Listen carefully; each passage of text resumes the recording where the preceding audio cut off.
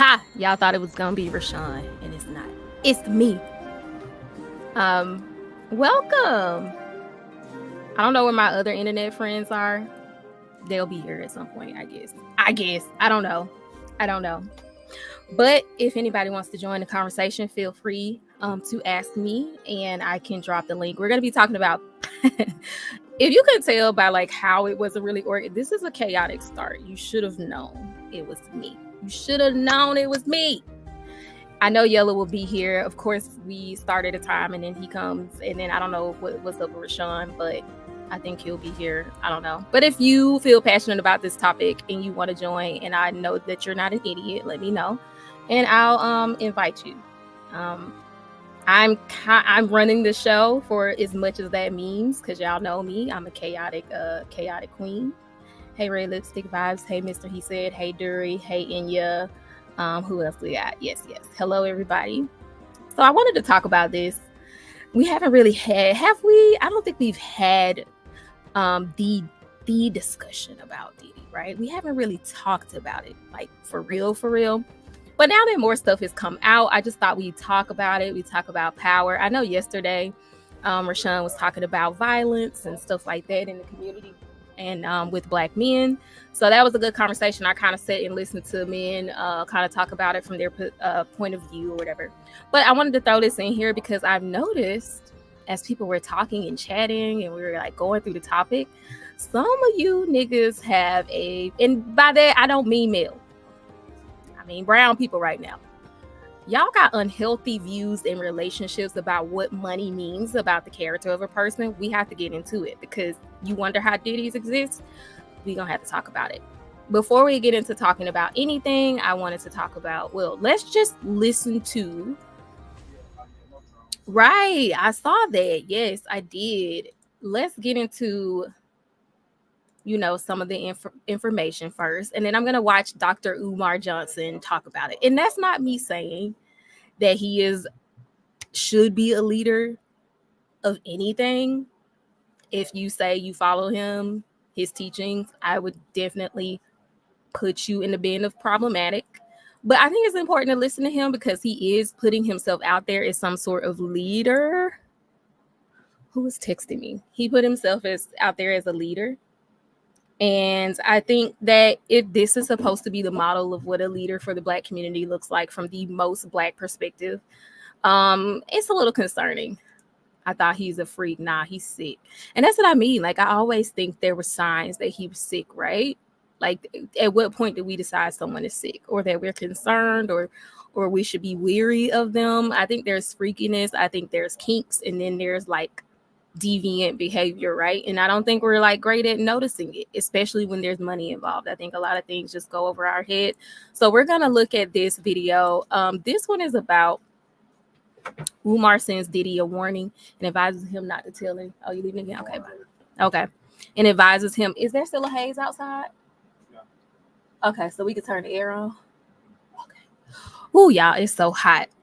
For y'all that don't know, I'm in Georgia and we had the chemical explosion thing. So there's been this like freaky ass cloud of chlorine that just floats around the city.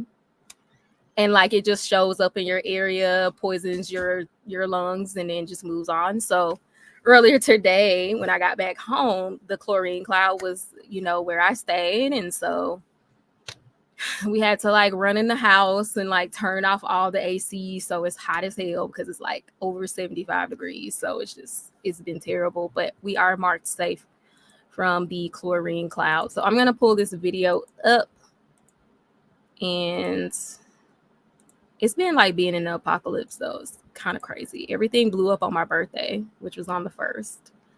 And now everything's crazy. Let me turn my volume up. I know Yellow's going to pop in here at some point, but we're going to just watch this. Yeah, let me know if you want to join. Hot clouds in your area. Let me know if you want to join the conversation. Thank you. My throat was burning for like 2 hours. And I was hot. I'm like, oh my God. Yes, I think this type of behavior is very rampant, and we only see it when it's extreme. And that is my issue, because we see this behavior at lower levels and we see it at higher levels, and it escalates in relation to how much power the person wields. So I want us to be able to get to the point where we can see a problematic person who clearly cannot handle power and influence over other people. I want us to get to the point where we can know that before they have a card of 3,285 victims. And then why do we need to hear that there were minors involved for us to be like, oh, he is absolutely a monster? That is the part that sends me. Yes, you should not mess with the kids, but I feel like the reason a lot of kids get exploited because until someone messes with the kids and there's evidence of it, people are like, don't see anything else that they're doing is problematic. And then they're like, oh my God, a deviant person is doing deviant shit. Like, it's so crazy to me. And I think some of that is because we're blinded by money and power and we cannot see it. And there's people who have run across us on YouTube. There have been people that have just popped up in chat on the channel, having conversations. I am not in danger. I am not harmed by them. But I definitely peep dark triad traits. I definitely know that if them niggas got money, they would absolutely be on some lesser level Diddy shit. I don't care what y'all tell me, because people do what they do always, and it doesn't matter how much money they do or don't have. The only thing that changes is how much power, and usually they get worse with the more power they have. So, I always say that. So let's go ahead and look at this. And I pulled this video not because he was necessarily saying like explicitly that oh, we need to do this, but it's just strange to me. Now, rightfully so, this interview happened before the press conference with the lawyer, and that's kind of my point. Like, before the lawyer that represented the 120 victims that he is representing came out and said all the details, this this this conversation happened before that. So to me, it's just crazy to hear this conversation happen even before the lawyer came out with all those details. Okay, so he's warning Diddy not to tell on anybody else. Okay, first of all, which is like, this is what we're doing.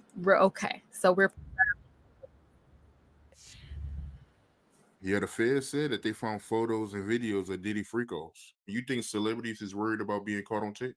Oh, they definitely. I don't think they're worried about going down as much because I don't know if you can be held accountable for being a freak among freaks. Now, can they say you had knowledge of narcotics distribution?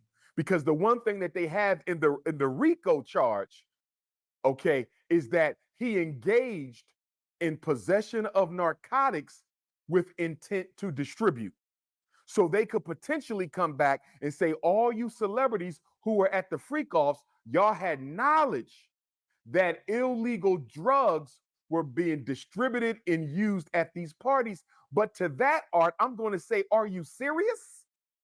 Aren't there drugs being distributed at every Hollywood party, every music industry party? I mean, are you really going to charge all these black celebrities who were at these freak offs with knowledge of possession of controlled substance with intent to distribute when that is everyday culture in Hollywood? See, then I'm sorry. I'm listening. I'm trying to like. So what he's doing is just talking about, like, we know Umar is like the black community. He rides for black community, the black identified folks. We know how he feels. Blackness is the highest hierarchy, highest value for him.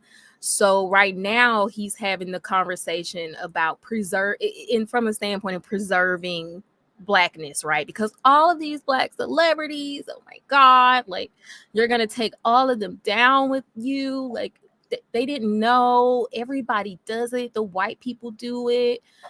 You should not, like, don't let them take down your brothers and sisters with you, right? So that's kind of what I'm hearing. in Let me my know if you hear opinion, something else. it starts to really look like what it is: racial targeting and racial profiling. that would be a bit too much. Now they say Puffy had a gun with the serial number scratched off. I don't know why he would do that. Because when they said they found 2 or 3 AR-15s or whatever, he has a right to have weapons. He got a right to have weapons in his house. So to me, them finding guns means nothing. The man is a mogul and he's an American citizen. So he has a right to have guns. But that one with the serial number scratched off, Art, can that be linked to any crimes that have ever been committed?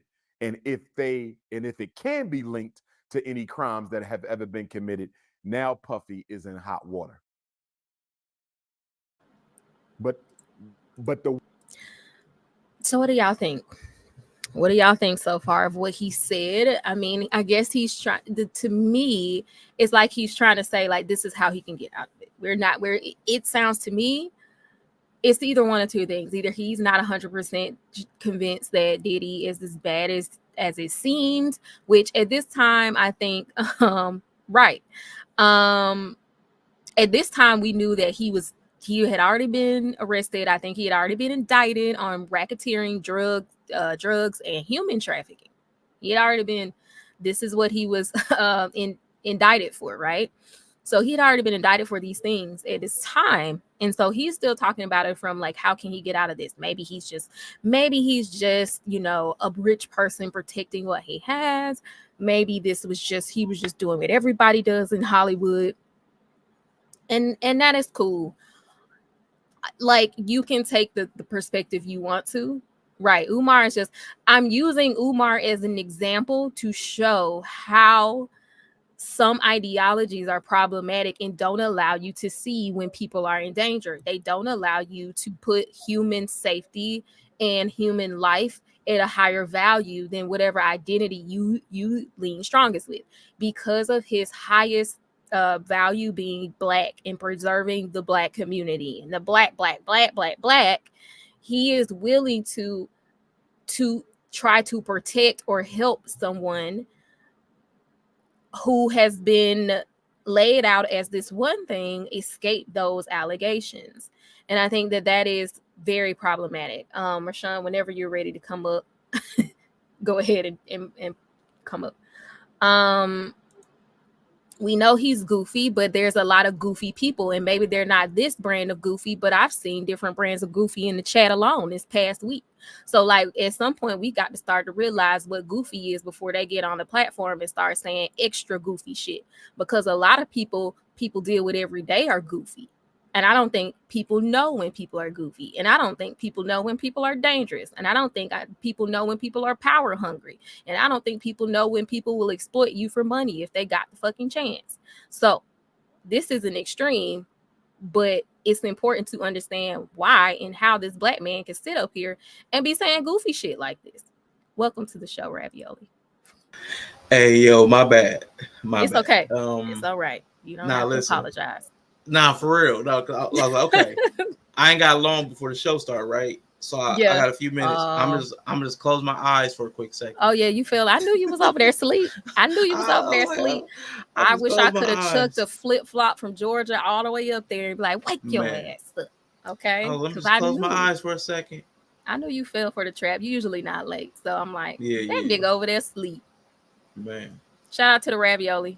What's up, y'all? Hey, Ravioli Jason. For real. Goofy Lives Matter. We're kind of just getting into the Umar video. He took a long pause. All right. So what I missed? What did I miss? He was basically talking about, well, they're saying he had drugs with the intent to distribute. So did those celebrities at the party know that he was intended to distribute? Like, he's kind of going from that angle. Like, maybe they didn't know. They're trying to take all these Black people down.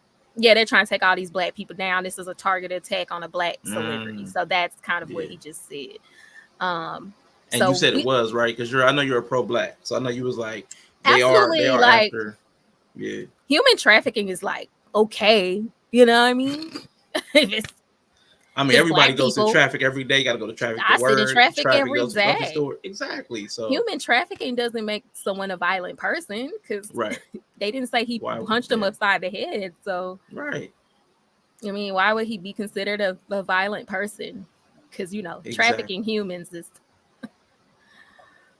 totally okay. But anyway, it's weird that society ignored the rights. This would like, do we know a predator until they're like giving you the baby oil? Do we know it until it's too late? I don't think so. I don't think people know when they're in danger, very early on. And also a man who's just as sick as him could be without. There are niggas with no money who's just as bad as him. They just exploit their power in a different way. So I don't know, but society finally cares once again. And some of these this was a couple days ago. This video was after the indictment, after the Cassie video, after all of that stuff. This is after that. The only thing it's not after was when the lawyer came out with the 120 whatever. So this is after that. This man sitting on the screen knows all the information you just mentioned. Okay. I'm gonna start calling them creatures. He got guns and grenades. That's okay. Right. We've been hearing the stories for 20 years. Absolutely. I got some baby oil upstairs, but see, I'm black, so I got the brown one, the little cocoa butter one, whatever. It ain't the pink tops. Anybody who using the pink top baby oil is nefarious. I'm just a little concerned. We're gonna continue. Can't do art. The one thing Puff can't do, because as people send me messages and screenshots from social media all day long about this, there's a lot of Africans who are saying he should just expose everybody. That's the worst thing Sean Combs can do. And I'm sure Sean Combs knows he can't do it, because that's exactly what Jeffrey Epstein was going to do. Jeffrey Epstein went on record and said, I'm not going down alone. So when you say that, that automatically means that you're about to take somebody down with you. Donald Trump was on that plane, allegedly. Bill and Hillary Clinton was on that plane, allegedly. A whole bunch of people was on those Jerry Epstein planes. So they killed Jerry Epstein. He was murdered, and they called it a suicide. And if they can do that to someone as powerful as a Jerry Epstein, imagine what they can do to a Sean Puffy Combs. So I think, first of all, if that nigga died, that would be good riddance. Okay, let's just don't give a fuck at this point. Sorry, if Puffy gets in prison. I mean, at this point, there's no justice when you got 3,285. It ain't enough jail time. You gonna be in jail for. You got to do lifetimes of prison sentence at this point. I mean, first of all, Jerry Epstein. I don't know who that is. But also that could have just meant that I have so much documentation that once I go down, everybody who was around me is also going to go down, right? He had flight logs, visitor logs, all that stuff got confiscated. So it also could just possibly be a statement on like, y'all know if I go down, like all the stuff going to get blown out. So, I mean, it just feels like pause. The fact that he immediately contrasted Diddy with Eastern is the craziest word for what he trying to. With Epstein is the crazy word for what he. But for a person who holds their black identity at the highest level, you've always got to juxtapose it against whiteness. Yeah, that's true. Because what other argument could you use for this besides you're just trying to say he doesn't deserve it because he's black and he's perpetually a victim of white supremacy? I mean, what other play with Bill, right? Bill the Peel, right? So I'm just trying to figure out, like, what could be the moral standpoint besides he doesn't deserve it because he's black and black people are perpetual victims, and so he doesn't deserve to be held accountable. The white masters above him should be held accountable. I mean, I don't know any other angle. He cares about dolphins. He cares about exploiting humans. Something Nova would say. Right. I mean, they both were terrible, though. Yeah. I don't know if you could compare. I mean, the only comparison you could say is like they maybe same monster, different variant. That's probably about it. Let's finish the video. It's very short. Puff knows he cannot bring nobody with him. He cannot expose anybody at all. So don't snitch. The best thing he can do is wait until he gets out. If he ever gets out, do a tell-all movie and how would he ever get out? And that'll probably make him a billionaire again. That's the only way I see Puff getting out of this if, in fact, he is convicted. If Puff called me How right long now was this? and said, Dr. This was Umar, like a I'm couple thinking days. about exposing 3, these white folks, the only 4. reason why I'm in here is because I sued Diego.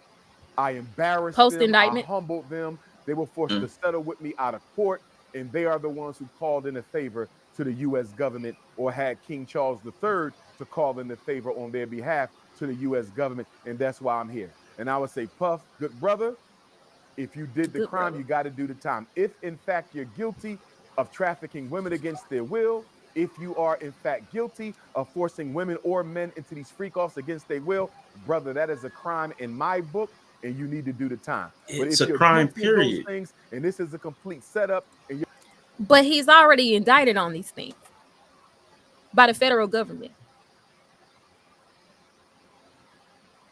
Like, it just sounds weird. It sounds like he's like a secondary court. Like, well, if you indeed did these things, then you're guilty in my book. Like, what? He's What does guilty your in the book book matter? of the law. He's Right. already indicted for these things by the Yeah. federal government, mind you. Come on, bro. Just like the federal government don't just be like grabbing people and putting them in jail without bail, Man. if they don't have substantial evidence. Man. You know what I mean? So it's just weird. Yeah. But I see this behavior. I was on TikTok. I've heard a lot of nickels on TikTok today. Hey now. On Hey this now. here October the 3rd. Hey Still now.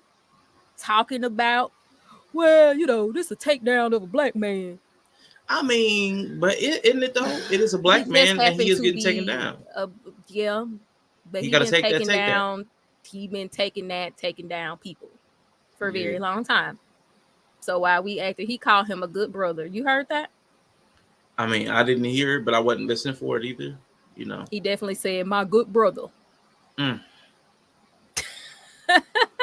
I know an indictment is not guilty, but an indictment from the federal government holding you on possible RICO charges, racketeering, human trafficking. It's a lot. That's a lot, because y'all know the federal government ain't just gonna come and indict you without substantial evidence. Once again, we do have to be able to take it out of, well, in the realm of possibility, what percentage is it that this man is guilty of nothing and he's in this position? Like, let's be for real. Yeah. He used Johnson & Johnson baby oil instead of the black-owned brands. 1% chance this man is not guilty. I'd say 0. I give it a 0. I'm not even an absolutist, but right. It's just weird to me. It's weird. It's very weird. And that's kind of what I wanted to talk about a little bit, because it is something that I see an issue with, and especially in the black community, of all this evidence. Like, it takes way too much evidence, I think, a lot of times, for some of us to really decide someone is just not safe or good, or like, I don't know. It just takes way too long for us to decide people should be like not only labeled as bad people, but excommunicated. As in, like, you don't fuck with them, you won't hear me talking about it. It just takes way too much. We're too forgivable. Forgiving, not forgivable. We're too forgiving. Yeah. Because the one I'll never forget, the forgiveness that I'll never forgive is the Amber Geiger trial, where like the dude was like, "Can I give you a hug?" or whatever, and he like hugging the person that killed his brother, and then I think the judge gave her a Bible. Like the judge I think I remember that. Yeah, that was crazy. I'm like, listen, man, you up here trying to put her in jail, and you up here like trying to forgive her and give her a hug. Like, come on, bro. Like, we gotta stop forgiving everybody. I know we got all that Jesus. It's all that Jesus stuff, man. All that forgive me, Christians. It's all that Jesus, forgive me 70 times 7, all that stuff. Turn the other cheek and give him the other cheek and give him one more cheek and more cheeks. Like, I mean, but this man's got 3,285 cheeks. But that's why you got 1,000 bottles of baby oil. Like, all them cheeks that people turning for you. Oil them cheeks. It's just too much. And I don't know. There's no boundaries, but this isn't surprising to me. I think I pulled Umar because I was like, let's just really talk about it. This is That's Umar. Sad. People like to say, oh, Umar's goofy. But the principles behind what Umar is saying right here is preserving the pride, the dignity of Black people, preserving Black people who have managed to get power is more important than what than they did, which is crazy. Honestly, that's what he's saying underneath that. Yeah. And unfortunately, based on how a lot of Black people actually behave in real life, yeah, most Black people honestly agree. No, I'm with you. And it's sad though. For me though, now here's where I'm going to go pro-Black. Here's where I'm going to go pro-Black. Yeah. I believe this is the corruption of being under the Western influence. Like this is like the remnants of colonialism, because this is like what we saw in the Catholic Church, like power over protection. Yeah, like, absolutely. Like, kids are getting violated. Oh, let's just move him to a new parish with new kids. Like that's right. Oh my God. We have bought into money and capital over prior values, because we've been indoctrinated, and we've been steeped in it. We've accepted it, and now that's how we live. And we got this dude who's a pro-Black, right, who's trying to build a school for Black boys based on Black principles. Frederick Douglass Marcus Garvey Academy, where he's going to teach Black boys to be leaders. He's up here saying, this is the white man just trying to take you down. And that if you did it,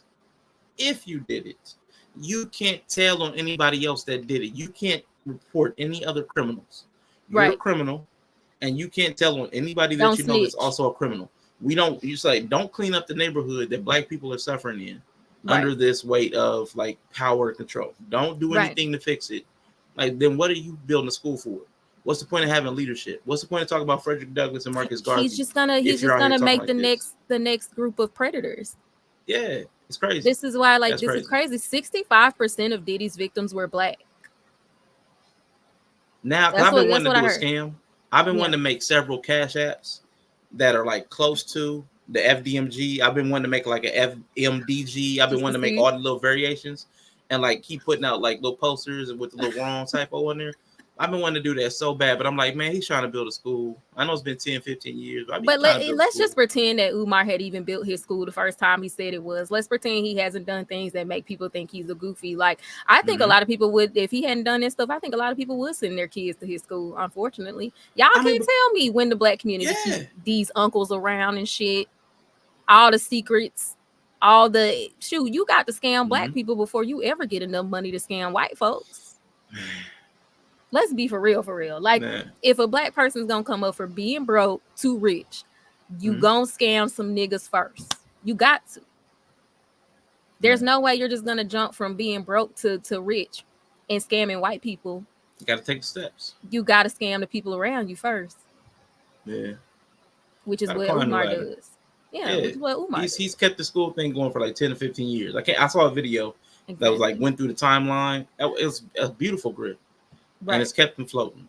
And the fact that he's up here saying this now, if this, and I know it won't, but if this doesn't get him just like abandoned, like, then we have no morals left. We have no ethics. It's ridiculous. We don't have morals and ethics, and that's my point. Yeah. If I could give a whole bunch of people $1 million today, I probably wouldn't do it. Can't trust y'all niggas with power, more power. Everybody has a little bit of power, but God, it's scary to see what people think is okay. Or just this idea that having a lot of money and positive personality traits in general are correlated.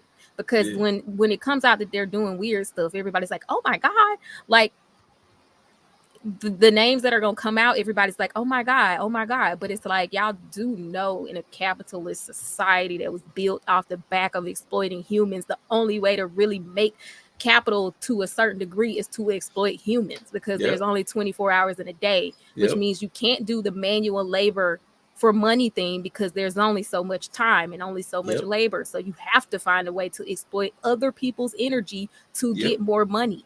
There's an exploitation element built into having a lot of money beyond a certain point. Absolutely.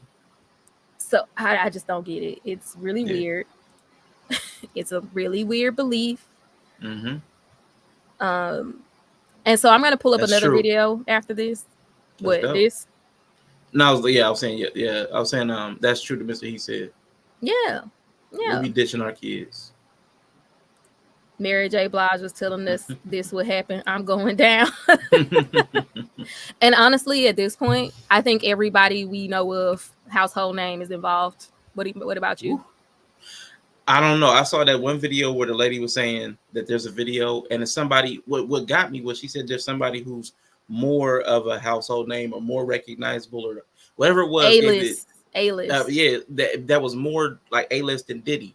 And I'm like, who? Even white people? How many people are higher profile? It has than to Diddy? be actor because we don't even use that unless we're talking about actors. First of all, that was the context I higher picked profile. up. If we only say A-list if it's talking about actors, so I'm like, it must be an actor. Yeah, that's crazy. I'm like, that's who. I just don't know too many people who are higher profile than Diddy.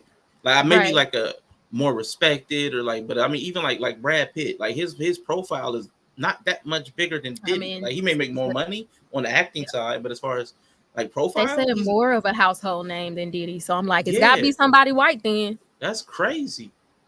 It's got to be somebody white. That was the only thing I could think. So, but then the thing she said was she wasn't sure they were above the age of 17 in the video, so she didn't want them to send it to her. So I'm like, oh, that's even worse. Yes, even worse. She said exploit or utilize. I think utilize is a nice way of saying exploit. I think that like you can be honest about exploiting people, but you're still exploiting them. You can be, you can trade, you can be transactional, but the exploitation is of human nature. That's not to say that you're like harming everybody, but your job is utilizing you, you could say. But some could say it's exploitation because with how much money they're making, they could afford to pay you more so that you could actually store up money and become rich. So depending on the angle you look at it, you could say, well, they're just utilizing me because I signed on for it. Yes, that's true. And you entered into a contract. So in that case, you're signing up for it.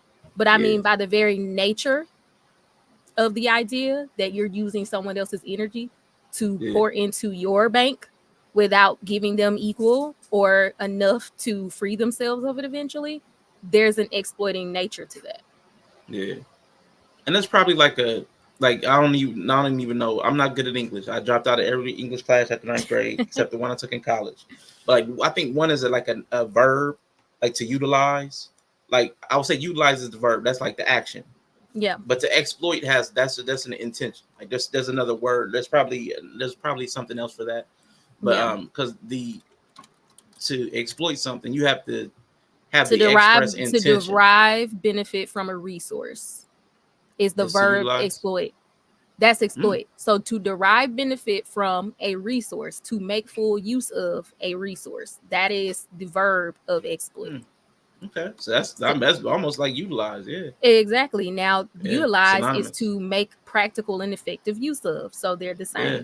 So the difference is, which is exploit is the better word because they're using the resource to their benefit because this corporation is making money off of your labor.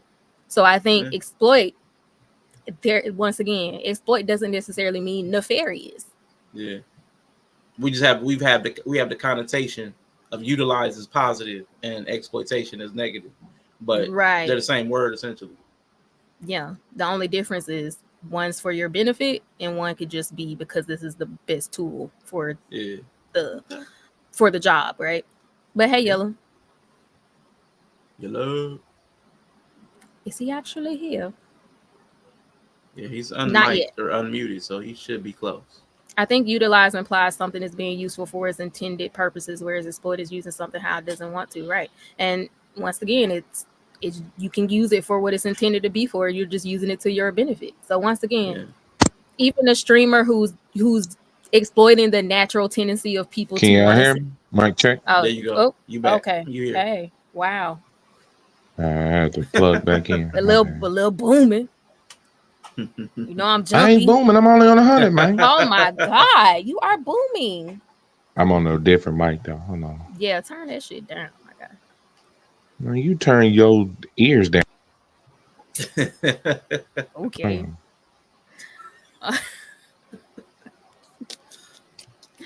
He's utilizing the microphone and exploiting my ears. Yes. So I want people to understand that to make a lot of money, like some people don't want to make money for that reason. Like some people don't want to make a lot of money because there comes a point where you hit a wall where you're going to have to pull people in to get more money. Even with streaming, like at some point there comes a line where you have to play the game and capitalize off the nature of people to get them to tune in and give you money for doing something like talking about a topic all day.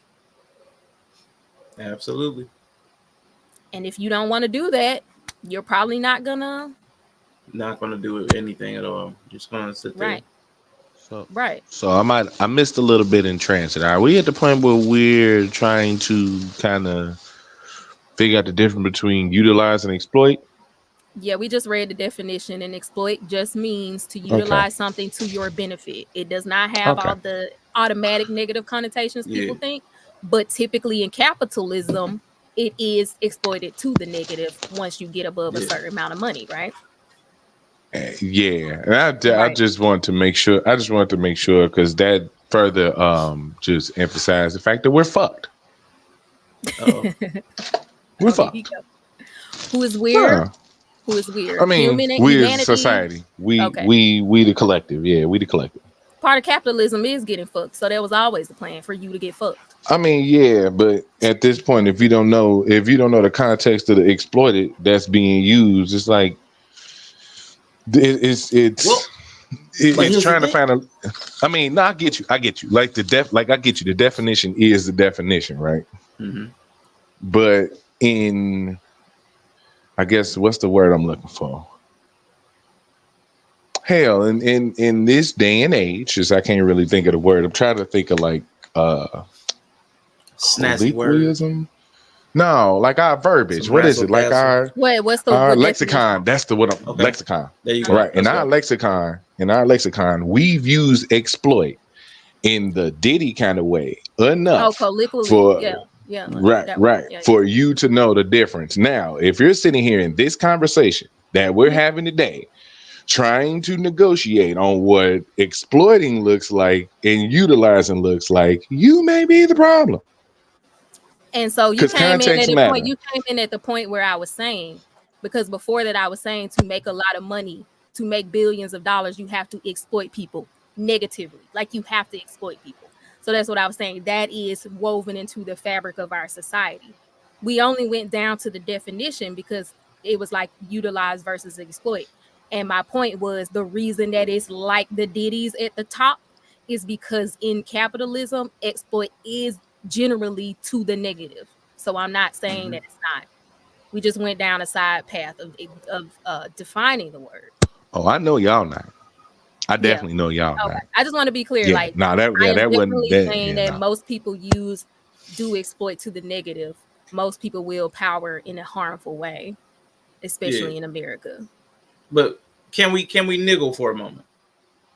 That's what we do. Niggle away, my nigga. Okay. Oh, niggle, my nigga. Like, but here's the thing, because this is part of the conversation too. Now I did hear the part where there were minors involved in as far as the things that he's being charged with. So for everybody listening to what I'm saying, let's set that to aside for a moment. That's an automatic disqualifier. That's automatic. Go to do not hell. Pass go. Do not go do straight not pass to jail. Go straight to hell. Go straight to wrong. hell. Yeah, go straight to hell. You're wrong. You're wrong. Go straight to hell. Yeah. But when this first started, we saw the Cassie stuff, and we saw there were other adults, like other rappers, grown rappers. There was all grown people, right? So when we're hearing that kind of conversation, the thing always comes up. Well, they knew what they were getting into. They signed up for this. They were trying to get something from Diddy. They knew what was going down. They wanted something from him too. So there is the argument about Meek Mill is pregnant. There is the argument about utilization. Like in the context that we're familiar using it in. Like I'm using you, you're using me. I'm trying to get into the industry. I'm trying to get access. I'm trying to get fame. I'm trying to get wealth. And you're my conduit to that. So I'm going to use you. And in return, I'm going to allow you to use me. Maybe people didn't know how far he was going to go. But there is that argument that's also baked into this as well. That it's a use for use and exchange. I think for me, like there's a violent component and a nefarious component once you start talking about filming those people when they didn't know they were being filmed, drugging people. Obviously, when they didn't intend to be drugged. I think if this was just a freaky ass nigga just like liking to fuck niggas who see themselves as straight. Yeah. But they willing to bend over if you pay them. Yeah. Up until the baby oil thing, I had never heard anything else but that. Like there was I saw the Cassie video and then all the freaky stuff. I hadn't heard anything about holding anybody hostage up until like the Cassie thing, but even that was just Cassie. And I was like, I don't know exactly what that means, because context matters in conversations where we're talking about people that used to be together. So that's what I'm talking about. Like some of that stuff is very recent, has not been proved, and I'm trying to keep kind of just been word on the street. You kind of like before that it was rumor, because Kid Cudi definitely said he blew that nigga car up. Yeah. He definitely said it a while ago. Like we knew this man was violent. Maybe for some people they're like, until it's verified, it's just rumor.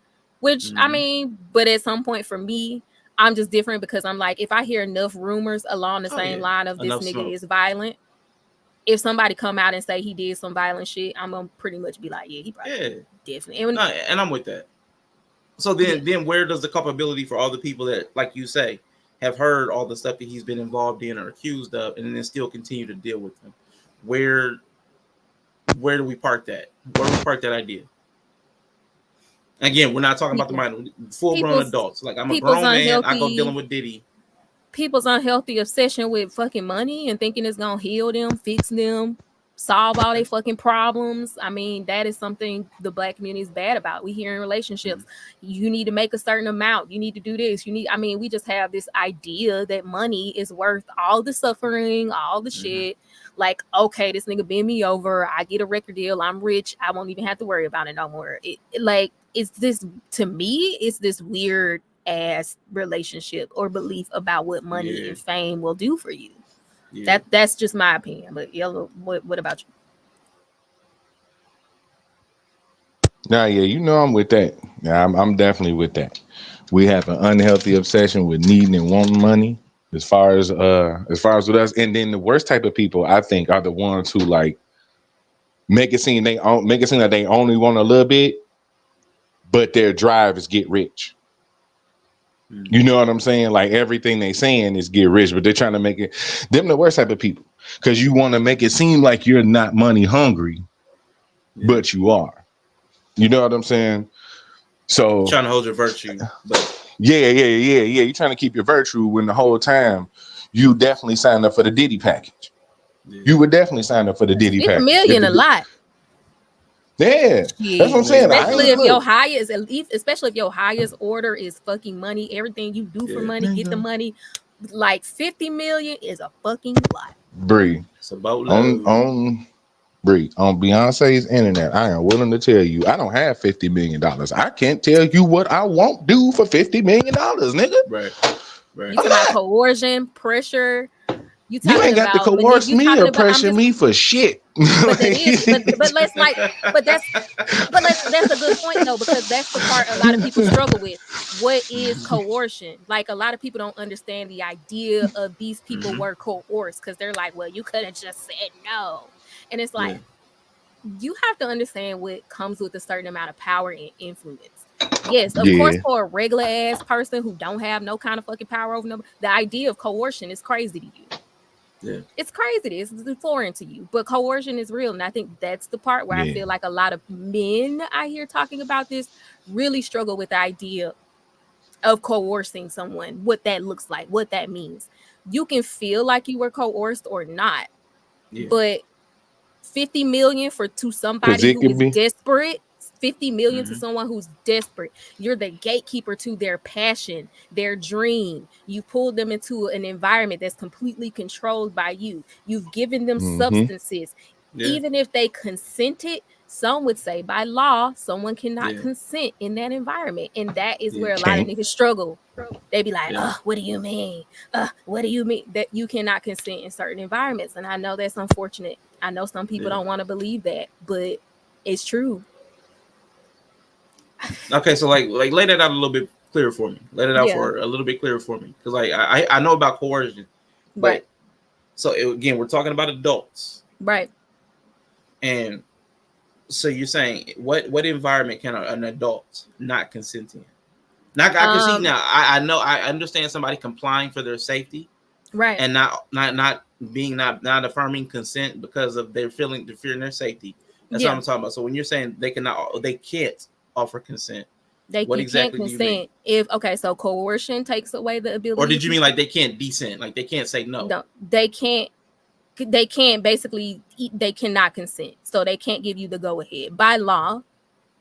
By law, like if you can coerce someone, if you threaten them with harm, violence, like retaliation, that's one thing that can take away the ability for someone to consent by you law. mean legally? Okay, legally, okay, yeah. okay. So I got you. Okay, yeah, consent by law is kind of Okay. the one you probably want. I thought you saw my head. I was going very literal. Like it's the my person in the couldn't say, situation. yes, I'm willing, I'm down. Okay, I'm with you. Yeah. So that's why I'm like, by law, that is not an environment where anybody can consent. I'm with you. And he basically made it that way. So at this point, I have to just see him as the super predator he is. Yeah. Because if you're saying you can't even stay here unless you drink the drinks, which I know are drugged. Yeah. I mean, you basically have. I got cameras everywhere hidden. I mean, at this point, I can't even give you no benefit. You don't get any benefit of the doubt. Yeah. He's got too much going on for sure.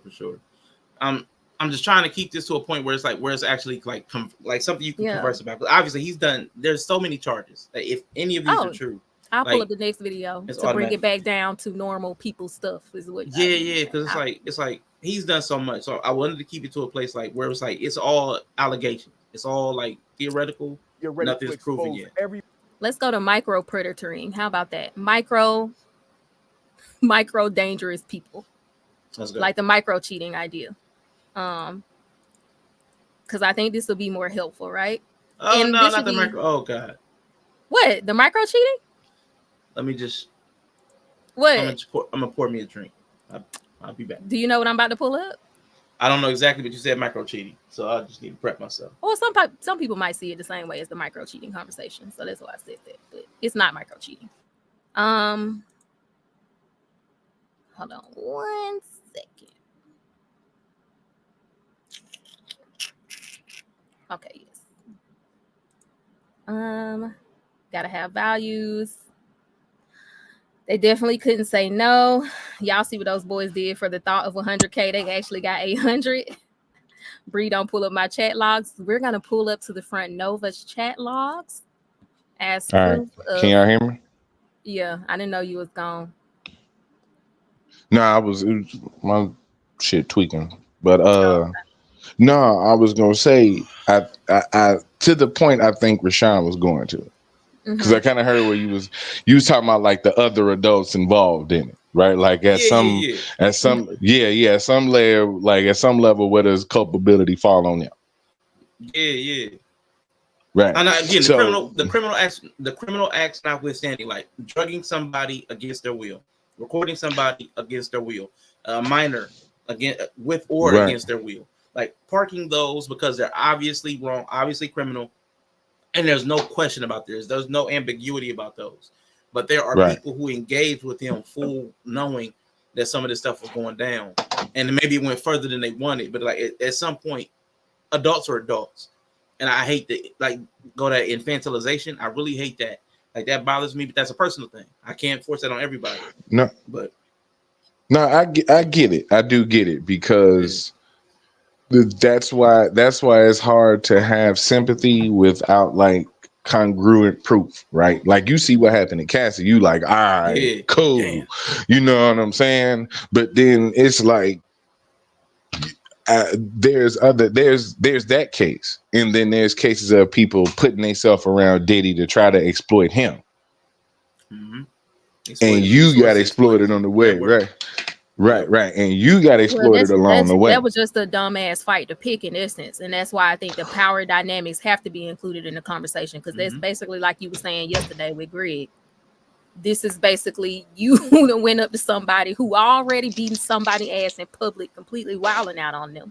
And you thought, I'm going to take them. Okay, so power dynamics are important to this because that is in essence what they're doing. You're not going to exploit the person with billions of dollars and a machine behind him and influence behind him and people covering him and protecting him. You're at his house drinking drinks he prepared. Like that would be the dumbest idea that you're going to go in and exploit him. Dumb. just Dumb, stupid. dumb. Yes. So yes, people are stupid, but a lot of people are also raised to be sheep. And the other thing I wanted to say, Right. because the other issue with that, the concept is what's bothering me. Because also, like, if people can't consent because like they are deemed powerless in the situation, like because of the power scale. Again, taking off the obvious stuff, minors, they've been drugged against their will or knowledge, taking that off the table again, people. But if I'm an adult and you're saying like I'm an artist, I can never engage with the producer because of the power level. Like they have more money or they have more access. The power dynamic is never going to like it's never going to subside. It's never going to equalize between like me and Diddy if I'm a new artist. So like when is the person who's coming into when is an employee of a CEO ever able to consent? Like, so we need to like clarify that a person Right. can't consent because of the power, like, because that means everybody that has a CEO boss that they're dependent upon for their livelihood, Yeah, is under no longer coercion for threats of retaliation. I mean, but Yeah. for example, in a corporation, you would have things for that, right? You would have checks Yeah. and balances so that CEO Allegedly. can't do that. You would have supposedly HR. You have contracts with legal terms in it saying what they can and can't do. And You people have still a code, get bullied. You have a code of conduct for yourself. Now, you can Yeah. choose not to utilize the things that are made for the people, like a constitution almost of the workplace. I Right. know a lot of people who go through shit at work, they should be reporting it, and they just choose not to. You can't do nothing Yeah. about that. But a lot of times in those structures, you will have, if they're trying to be ethical, but they will have things so that the person can empower themselves, entities that are to be separate from the power of the top person, so that they can advocate for those people, right? That's the idea of a nurse. That's the idea of the HR. Now, of course, that's not perfect, but that is the point of it, though, to have a check. Like, as a nurse, I'm supposed to be able to I'm empowered to advocate for my patient. I don't work for the doctor. The doctor doesn't pay me, right? So I could tell them absolutely not, you're not going to do this, and they can't hold my check from me. So you have to have some kind of check and balance in place. And unfortunately, in the music industry, that doesn't exist, right? That doesn't exist. So I think when you start talking about coercion, though, there is a threat there, not just like, the people pleasers who are like fragile, who like feel like everything's a threat, and like, I just won't even say what I want because I just don't want people to dislike me. I mean, you can't do anything about those people. So yeah, I get what you're kind of saying, because if somebody's a people pleaser, like, they may feel coerced all the time, just by you blinking at them too hard. They can't stand up to you. So I get that. I understand that does make it hard. But don't you think the person don't we kind of also have like equal responsibility to empower ourselves and not be in that selfish place where we're willing to exploit people? I think that can kind of help you not, I'm just saying on a regular person level, like, I'm not a CEO of anything, but I know when I'm dealing with like those people pleaser, those super nice people, I kind of like, there's just always an awareness there. Yeah, I mean, but you never know. You don't know what anybody's motivation is. Like, people, all behaviors, like I would say symptoms. Like, almost all of us have had a symptom of something, and then we look it up, and there's like 3 different diseases we could have on WebMD or Google. Like, and 2 of them are terminal, and then like maybe 3 of them are super normal. Like, but we always think it's the worst one. Like, the symptoms all look alike. Yeah, you have a runny nose. Right, but it'd be like tuberculosis, the Black Plague or something. The Black Plague, Get some, or tummy cold. You get some crazy or shit. Sinuses. Right. Could be allergies. Right. Don't you have seasonal allergies? Like, and then it could be the bubonic plague. And we had the same thing with behavior. Like, somebody, like, we had when the relationship space, we had that whole thing about like love bombing. Yeah. Like, which is that's a trigger word for me. Love bombing. Because I've been taught my entire life that you're supposed to wine and dine and impress a woman. And now that's being called love bombing. Yeah. And it's not that I'm trying to manipulate you. Like, there's a very specific way that love bombing looks, the way it's laid out into, like, in the psychology space. In the DSM, love bombing is specific. It has specific intents to manipulate you. But other people who are just trying to do for you, everybody's being called a love bomber if you do anything, even to the point where it was like flowers on the first or second date. I'm like, come on, man, like y'all crazy. But it's the same thing. The behaviors can be across the board, can mean anything, but people interpret it to the worst possible, and that's something we also got to look at. And you do have to be able to listen to people and observe them, I think, to be able to try to determine. You can never know 100%, but generally what I do, just like I listen to people, and if I hear, it's not a right or wrong thing for me, but it's just kind of like I listen to what they're telling me their values are based off what they say. And then I think about that, like, okay, what does that actually mean for how they probably make decisions and how they choose to interact with people?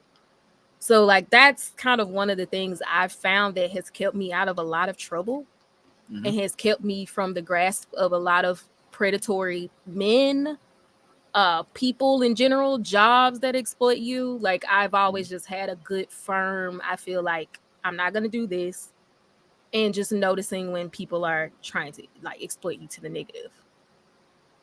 And so I don't know. Let me niggle a little bit more. So let me ask you about this part too, because Diddy is somebody that I wouldn't have trusted from making the band. Yeah, I don't think. Once I saw him making the band, and he was like, he made them walk to go get the cheesecake. I'm like, I could never deal with somebody that would do that to another person, like just to have them prove something. So where are both of you on that line between like humiliation rituals, right? Like that humiliation ritual hazing, but there's also a thing where there needs to be a barrier of entry to what you offer people. Like if you have access, power, whatever, you need to put a barrier of entry, because everybody's going to come and pull on you. Everybody's going to try to drink from your teeth. But it's like, how do you keep some people back to make sure that they really want it? You put them through something like a shit test. Like, do you really want this? Yeah, I'm not absolutely against gatekeeping. I think you can gatekeep without harming. I think you can gatekeep without. Oh yeah. So I'm pro gatekeeping. Yeah. I just think I just pay attention to how one gatekeeps. Yeah. Like there are a lot of people who gatekeep through humiliation, through sunning you. Like I'm gonna show you how much better I am than you, and you just gotta take it. Or like gatekeeping relationships through like I'm just gonna do wild shit to you, and you have to just be patient through it. Like I just don't agree with gatekeeping through harm. Yeah, I'm with you on that part. Yeah. There's a lot. Like, I think there's a hard people justify the humiliation ritual because of there needs to be a gatekeeping. Like there needs to be a barrier and a cost of entry just to keep out the riffraff, the people who are just there to exploit you as a resource.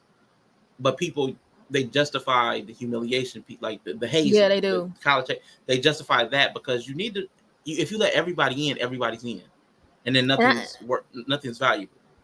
And then I guess that depends on the person who's gatekeeping, because like whatever harm they went through, whatever ways they feel like they got it in the mud, whatever they feel like they had to do to get theirs is probably what they're gonna replicate to other people, more than likely, I would think. So I'm sure Diddy did something. Hey, Chris Classic. Hey, Anae. I think obviously Diddy had to do something like what he did. Yeah, he's doing to people to even get his money. Yeah. And do you think, last niggler, do you think, because I heard somebody say he was like somebody's pawn, do you think like he was groomed into the situation? Like, do you think somebody taught him? Because like this is an extensive, and that's probably not the right word. Like this has tentacles. Right. This has tentacles. Like it's hard for me. Go ahead. Oh no, my bad. I thought you was done. I heard a little delay. My bad. Now, real quick, it was hard for me to believe that, and it's possible, but it's hard for me to believe that somebody can like scraps their way up from nothing and can create a sprawling network of nefariousness to this degree. Like, you know what I'm saying? There's a, you know what I'm saying? If I came from right here, if I came from right here, critically drinking, and then the next thing I have like a booming national network on television, it'd be like, well, Rashawn, that's a pretty big climb. And what would you say? Man, I don't know how. I don't know. What would you say about if I saw somebody? What would you say that made that climb? It'd be sus. Like, who helped you? Like, somebody got you there. Like, it's hard. It's hard to accidentally get from somewhere like our level, ground level, to the top strap. That much power without an exchange. Yeah, absolutely. Yeah. But go ahead, Yellow. No, I was gonna say it makes sense because he came up under powerful men. Yeah. Working Harrell. at Andre Harrell, L.A. Reid, all of them. Mhm. You know what Clive. I'm saying? Right, Clive Davis. He came up under those type of men already. So the impact on him for dealing with them was probably you talking about multiple men at that level Yeah. who were the True. Diddies of their time as far as like controlling the music business, Mhm. basically dictating who gonna get put out and who's gonna get supposed to say hell yeah, he probably experienced that shit. Yeah. You know what I'm saying? Yeah. Was he mentored? Yeah, somebody had to teach him how to do that. Ain't nobody, bro. That was too Yeah. elaborate. Like y'all said, that was just too elaborate.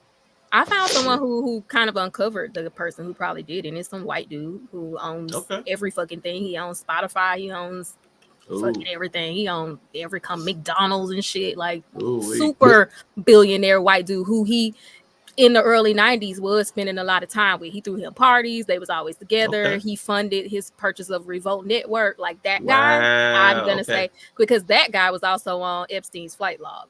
Okay. That's So probably that makes sense. Probably who it that is. makes This is sense. definitely some affluent white culture shit. Like which is what y'all are hinting Right. at. Like this doesn't feel right. Because no, I want because you hit it right on the head, and I was going to bring this up too. Because if you look at the other person in this situation, there's a stark contrast to the system that Vince McMahon set up. Right. Because nobody showed him that. His father wasn't a billionaire. He was rich. He had some money, but his father wasn't Vince McMahon Jr. powerful. Like, you know what I'm saying? He wasn't Mr. McMahon powerful. It was sloppy. Typically it is when you don't learn from somebody. But no, I mean, sloppy in ways. It was far more sloppier than look at Epstein. These people been doing this for Diddy's. Yeah, exactly. Like, but he was the first one, right? It was his system. It was the first one for him, so he kept it going for as long as he could. But more to Rashawn's point, because I was sitting back on that one. Pause. And take that. No, you got to look at it. You look at like. You look at somebody like a Janelle Grant, right? Who was the last major accusation on Vince McMahon, right? That's the chick who said she did the stuff with the dildos that was named after the wrestlers. Yeah, all that good shit, right? Now, here's the kick, right? She has zero, and I mean zero connection to the wrestling business. She's not a writer. None. Right. She's not a wrestler. She's not none of that. Right.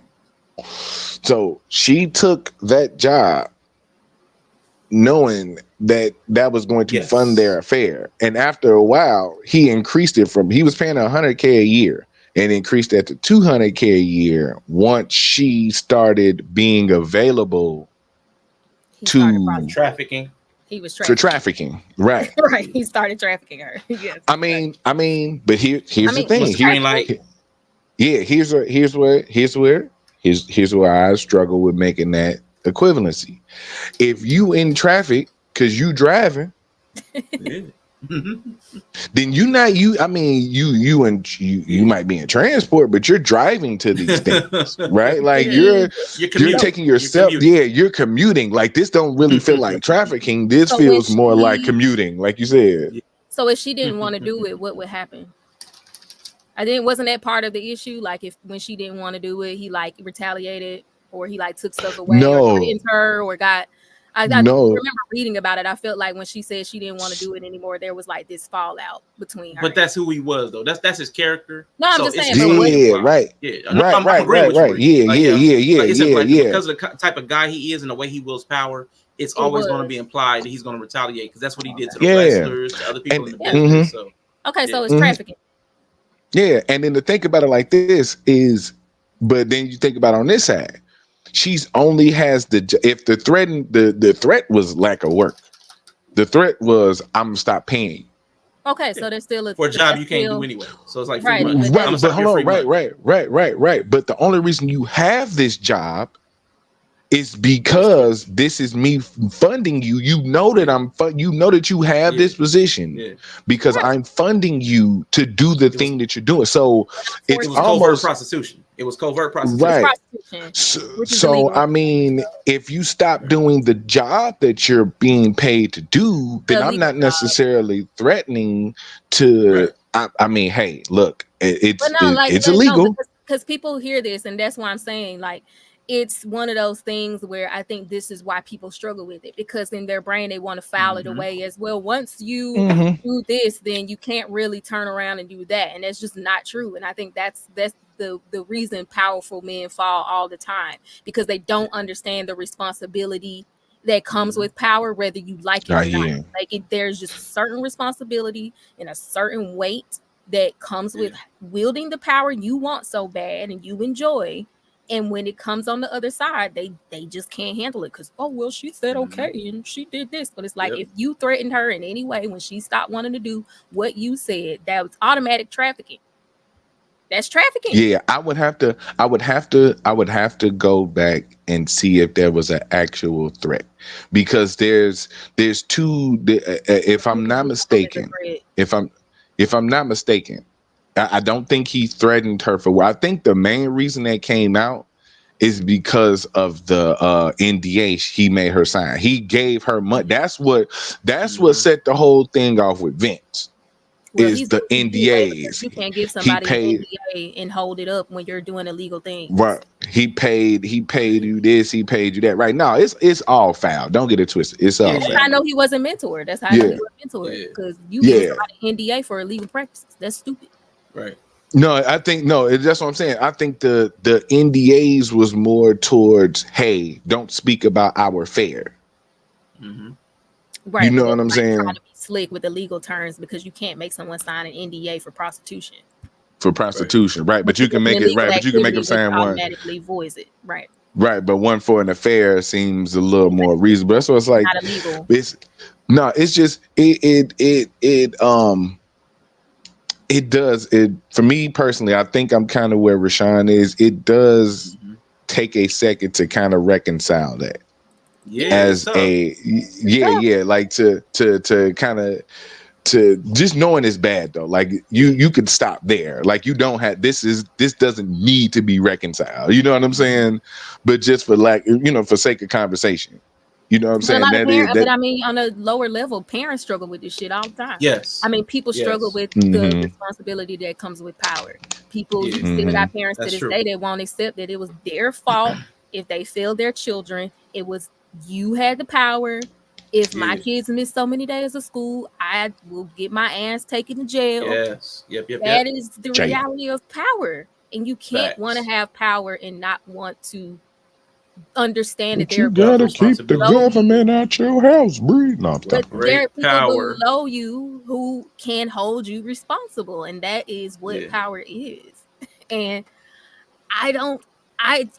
that's why it's uncomfortable for me to see men struggle with it. I can understand why in a position being disempowered, it would be such a foreign idea and hard to wrap your brain around and reconcile. Especially when it's an inherent power that just comes because of your gender. Like, I just have this inherent power. Patriarchy. I mean, even like stature wise, like I'm not gonna swing on yellow. Why not? You might not. Right. I'm just saying, but that means like when y'all were That's saying sexist. at 15, I learned that I was a black man. So it's like this inherent power people project on you or give you almost. Yeah. Whether you want ain't it or for not. the kidney twin. You're a short lady. Absolutely. Ain't for the kidneys. It's just it should be a straight jab for you. It should be a straight jab for you. Too. Yeah, yep. Or that little floaty rib. You know what I'm saying? You gotta get up into the heart, kind of jab it. I know this. Yep. I'm a Christian. I ain't know none of that. Yep. I never heard that. But to the point of him being mentorship in the Greek, societies. Once again, we say a white man probably did mentor him, and them Greeks was fucking little boys. So like when you mentored a young guy, it was understood that at the age of like 15 or so, you were gonna fuck him. Like that was pretty much understood. Yep. I think that then they go back before the Greek when the squires and medieval times when the squires getting It was Yes, Take it to the it's stables. it was it go definitely back as in far the as long as you Bible. can think about it. Probably goes back as far as you can think. Since they found, oh, that's a hole we can put on. What's the name? All They've right. been doing it. Yeah, So it's that's been why, there. like, when people talk, I like, for me, I'm so glad I don't have little boys, but I always I always knew if I had a son, if any man was like, I'm gonna come over and mentor you, I like, No. Nah. don't go with him. He's dangerous. Mentorship. People like, you need a mentor.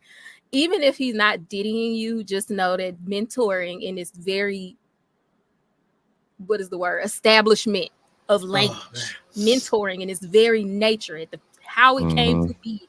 The The mentor idea you that a an older mentor. Mentor, right? Mentor you a new one. mentor you Mentor a you a new new one. one. Exactly. So Yeah. don't be Ah, letting men mentor you. Jesus told y'all not to be Man. calling these niggas y'all teachers. I don't know. See, yeah, nah, cause see, Lord Jesus was in the garden with some half-naked young man, so I don't He know that might he have wasn't been. right. mentoring. I'm just He saying. got Now, once again, people mentor. be like, you know how the people come out from the Diddy parties like, hey, y'all, this ain't what you want. Okay? Mm-hmm. Leave this industry alone. It's somebody telling you. But Mm-hmm. I'm just saying, in this very inherent thing, Yep.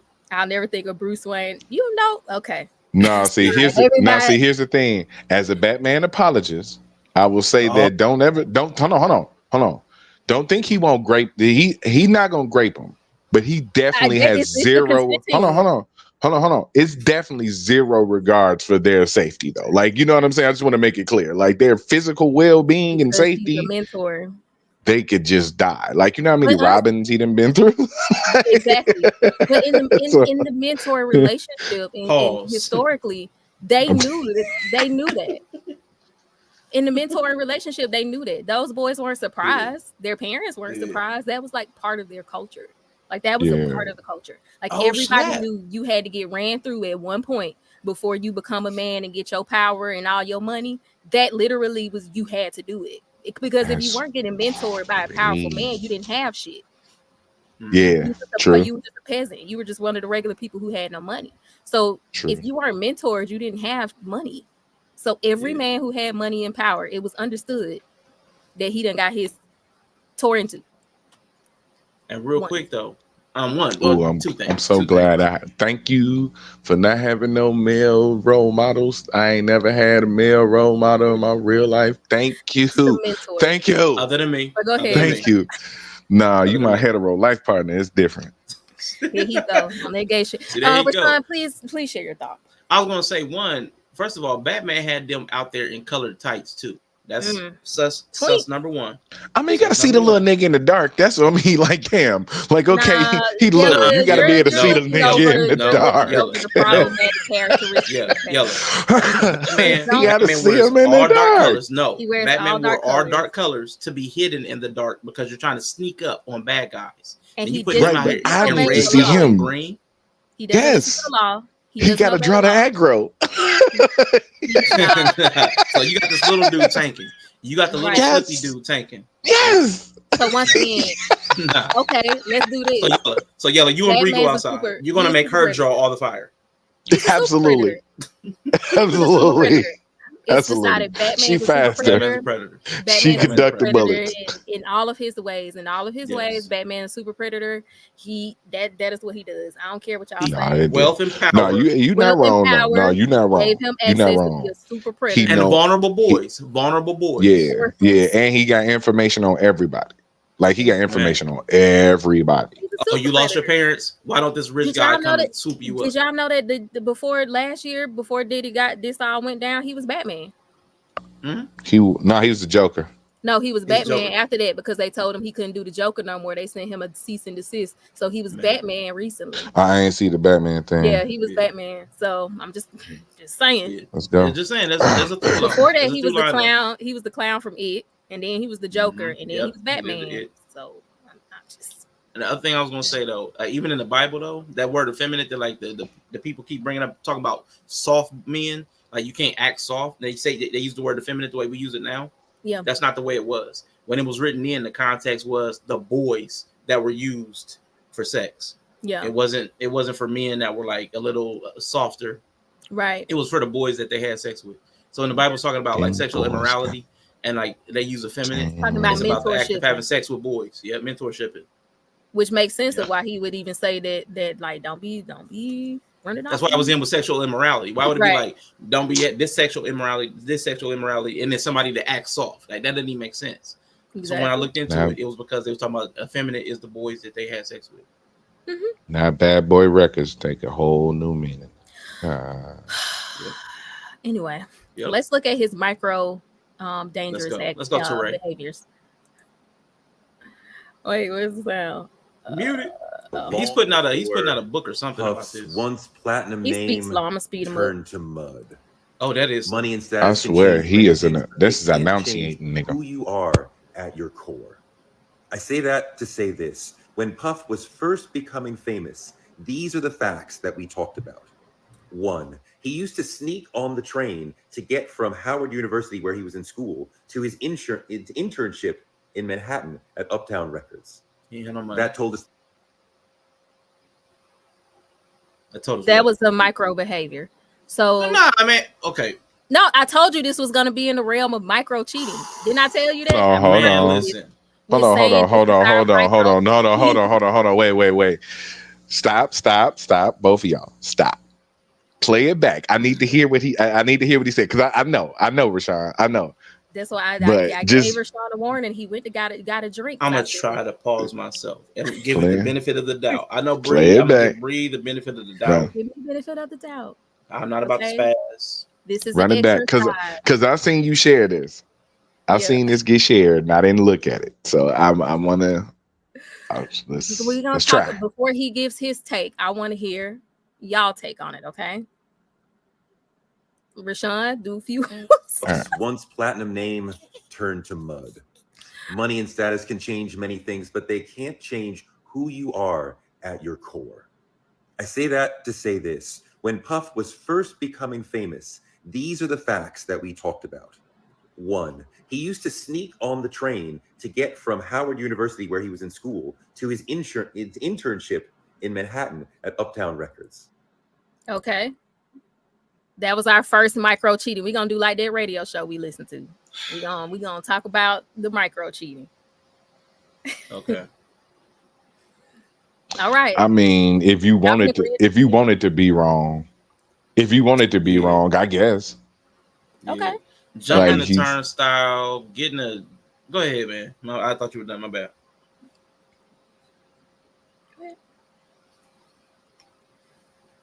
I'm listening. Okay, I'm gonna have to tell y'all. Ravioli, go first. all right. No, we must have a delay, and I don't know if it's me or you. Or his mic just but- disappeared. Or his mic disappeared. Yeah, you're right. I'm gonna bounce out and come back in. All right. For me, as a broke aficionado, getting a free fare here or there or a free meal here or there through cheating is something that was to be employed as a brokey. That was just a part of the lifestyle. As a brokey, you need to get something for free. And he was one in college, which is typically broke boy behavior, like because you ain't got that extra money. Unless you came from a family of money. I don't know his background. Unless you came from a family, you're in college, you're probably barely getting the bills paid, getting the tuition paid. Number one. Then he's in an internship. And at that time, I know it was an unpaid internship. I know for a fact. So then he's working for free. He probably doesn't have $1 to spare because he's hustling to get where he's trying to go. So getting a free bus, I wouldn't make that indicative of who he is because that's also broke behavior, which is that could be saying as like lack of character too. I get it. It could be a poor character. It's definitely not conscientious, but there's it could be poverty mentality as opposed to like a poor character, like to the predator. Yeah, and I don't think he's saying predatory, and I think he's gonna loop it around. So we'll just stick with him and see what the point is. But I do want to. I like that you mentioned that because some people think that money heals everything, or rich people can't have fragile egos. From that came up yesterday. Yeah, we know that Diddy came from being broke, which means he probably saw a lot and had to do a lot and survived a lot and grew up in survival mode, right? And so I just want to point out to people that, and I think Yella said that, like he was once a broke boy. So the living your life broke, living in that constant deficit, that need, you do take on some values that are out of necessity and nurture, right? So this is back before he was who he is now. But I thought it was interesting because to me, like, I grew up poor too, but I never would steal. Like, never. Like, it was because my mom really drove that. Like, we grew up Jehovah's Witnesses. So even though we were poor, we had a high moral like standard. So like for me, I never would have dreamed of like stealing a bus ride or stealing anything. I just wouldn't have it. So that's and see, I would say it's culture then.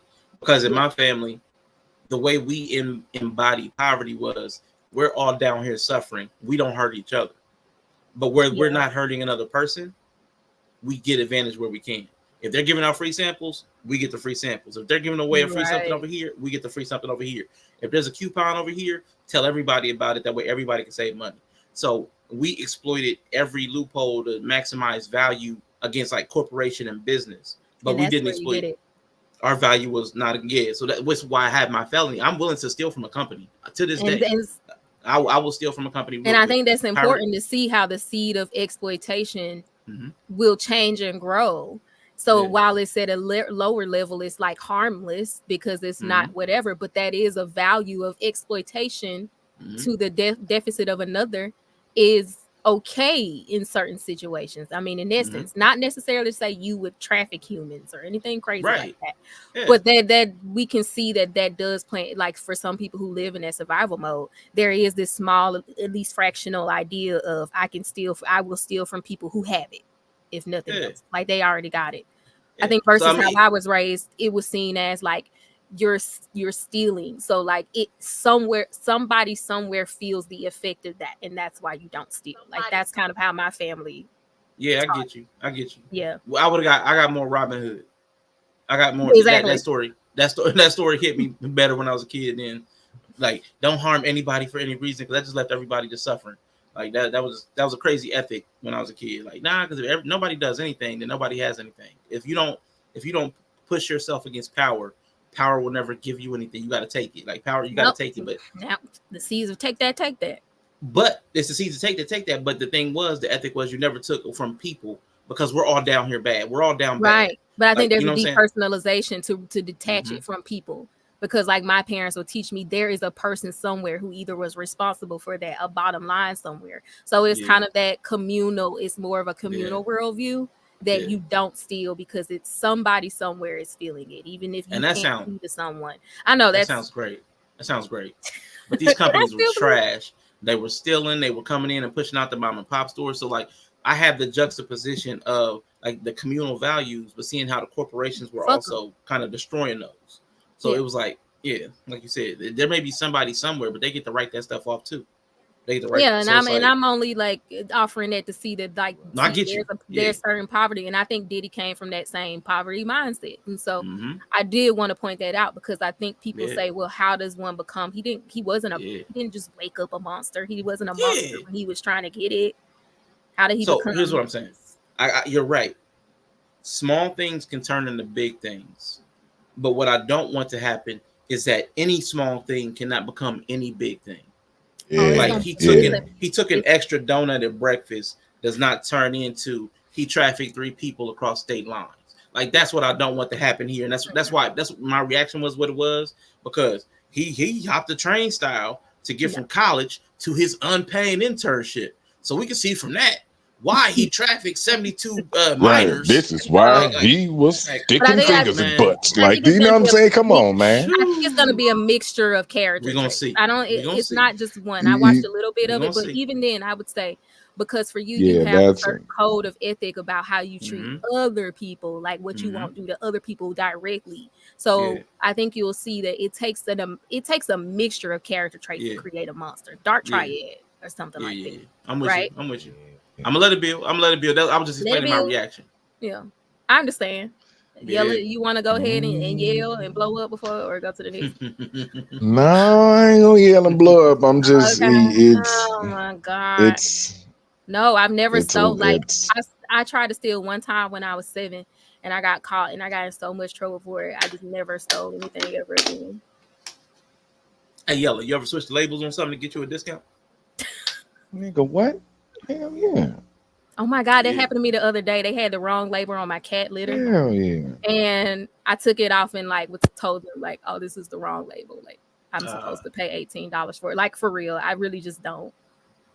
It was too ingrained in me. It's too ingrained. Look at you. Speaks to character in your honor. It does. It does. So okay. That told us that he was irrepressible, resourceful, and willing to steal to get what he wants. Number 2, after he became a successful pause real quick. A&R I'm man sorry, at real quick. Town Yeah, Records. and that's why I'm like, fuck him. Yep, yep. Go ahead, bro. Yep, Rashawn, go for about 5 minutes. I'm gonna go downstairs to grab this bag. Okay? We only have an hour. We only have an Yep, hour. go ahead and do you. Yep, Keep because it that's succinct. bullshit. First, before we go into the rant, let me define irrepressible for people who may not know. It means not able to be controlled or restrained. Continue. I'm gonna make this really quick. I know he said go for 5 minutes, but I'm gonna make this really quick. The bus was going where it was going regardless. He didn't really steal anything. Like, just as a matter of fact, he stole absolutely nothing. The bus was on the line. The bus was going to his destination. He was just an unaccounted for passenger. He stole nothing. He didn't walk off with anything. There was absolutely nothing stolen. He just did not pay. I just want to make there's a distinction. It might be subtle. It might not matter to everybody. I would disagree. Because like if you're in an arena and you move the people before you leave early and you move one row forward, y'all could say it's stealing because that's not the seat you paid for and it costs $10 more to be one row up. But it costs nobody anything. See? And I would say for me, it's stealing out of the pocket because I'm a passenger that is now unaccounted for and I'm taking a service or admittance without paying for it. So for me, that's still stealing because there's like if there's $5 per passenger and now you have one more passenger minus $5, then I stole. I stole from the bottom line. I stole because the math is now no longer gonna math. And so for me, that would still fall under stealing. There's no so loss. That's what I mean. It could be. It's a different perspective. There's no loss. It's different perspective. There's no loss. There's no loss. But it's also different cultures we came from, as we just talked about. So I'm saying. I mean, but like, listen, the bus was gonna go. They didn't spend any extra fuel. There's no loss. Stealing the service is still stealing. There's no loss. Small scale, but it's still stealing. No loss. There's no loss. Probably a harmless little white steal, little white lie. No you know, it's not at the end of the day. It's probably not gonna make someone else miss a meal or miss their money, like as far as a real person. But I think a lot of people would still file it as stealing. There's no loss. A theft of services. There we go. Is that really a thing? That's a true thing. But okay. I would say it's hard for me to fair evasion. It's hard for me to accept that on an independent. But if everybody did it, then it would be a problem. I get that. That's a slippery slope thing. Right. That's a slippery slope thing. Okay. If everybody did it, then we couldn't have it. I get it. If enough people did it, if enough people had the same idea, then imagine the amount of money at the bottom line is probably missing. Yeah. Because of that. But yes, I do see how on the grand scale of things, it's probably a very petty. See, now hopping out of a cab is different. See, you got a cab and they were contracted. So that was 1-to-1 service. That person only picked you up and was only dropping you off, only went to your destination. It's you still hop out of that cab. That's theft. You stole that fare from that person. You stole because they were expecting your fare. So for you, it's like the 1-to-1 interaction makes it higher than the overall, but it, generally speaking, it's still fair evasion. Like right here. Like let's say I was standing somewhere and there were 10 people standing by me, and then you're going around giving these people something, like you're giving donuts away to everybody that was there. You didn't know I was there. I just walked up. I saw a line. I hopped in it, and you were trying to give donuts to everybody in your class, let's say, and you passed out a donut, gave one to everybody, and you gave one to me too. Because you were just going down the line. You were intending to give out donuts. Everybody in line got a donut, but the intention wasn't to give me a donut. I just happened to be there. You didn't get it. Didn't cost you. You were planning to give out all the donuts anyway. You see what I'm saying? I think with the train, it's more the idea of, well, I was going to take the extra donuts home, and I had 5 people there, and now because you came and took one, you can't take the ride home. No, You I'm can't talking take a bus about. ride I'm home. talking about. I get you. I'm saying You, that you I added that to the donuts. Yeah, you No, added I'm that just to the saying, donuts. no, but I did because I'm saying like you're saying a 1-1 and they were both for me. That's the cab. But with the train for the people who see it as theft, that's what would make it theft to say at a higher level, one that's out of your range of view, outside of your vision, that was accounted for somewhere, and your stealing it means that it wasn't accounted for. So I think the people who still see it as theft is like it's still a short. Somewhere down the line is still a short. So it's I get it. I'm saying, but the cost of petrol, the cost of running the air conditioner, the cost of the tires, all that's in that ride. Like it's there. If that ride, if that ran empty or full, that bus has already been paid for. Like, and what you're trying to do is recoup based on fares. So I'm saying that ride, I get what you're saying. Trust me, I get what y'all saying. I get what y'all saying. And but I think that I think it's good to hear that though, because I think that culture of coming up out, like you just got to get it, that idea that some people come up with is like they don't give a fuck about us, so we just have to get it how we live. I think it comes into play in this very way. Like some people, how high up do you go when you consider the effects? Because some people's like, these people don't come out here to see me, I ain't gonna see them, they don't give a fuck about me, I don't give a fuck about them. So you know, it may as well be whatever, versus like you're not gonna do that to the person sitting in your face, the human sitting in your face. You hold in a higher regard than that. So I get it. Like I do get it.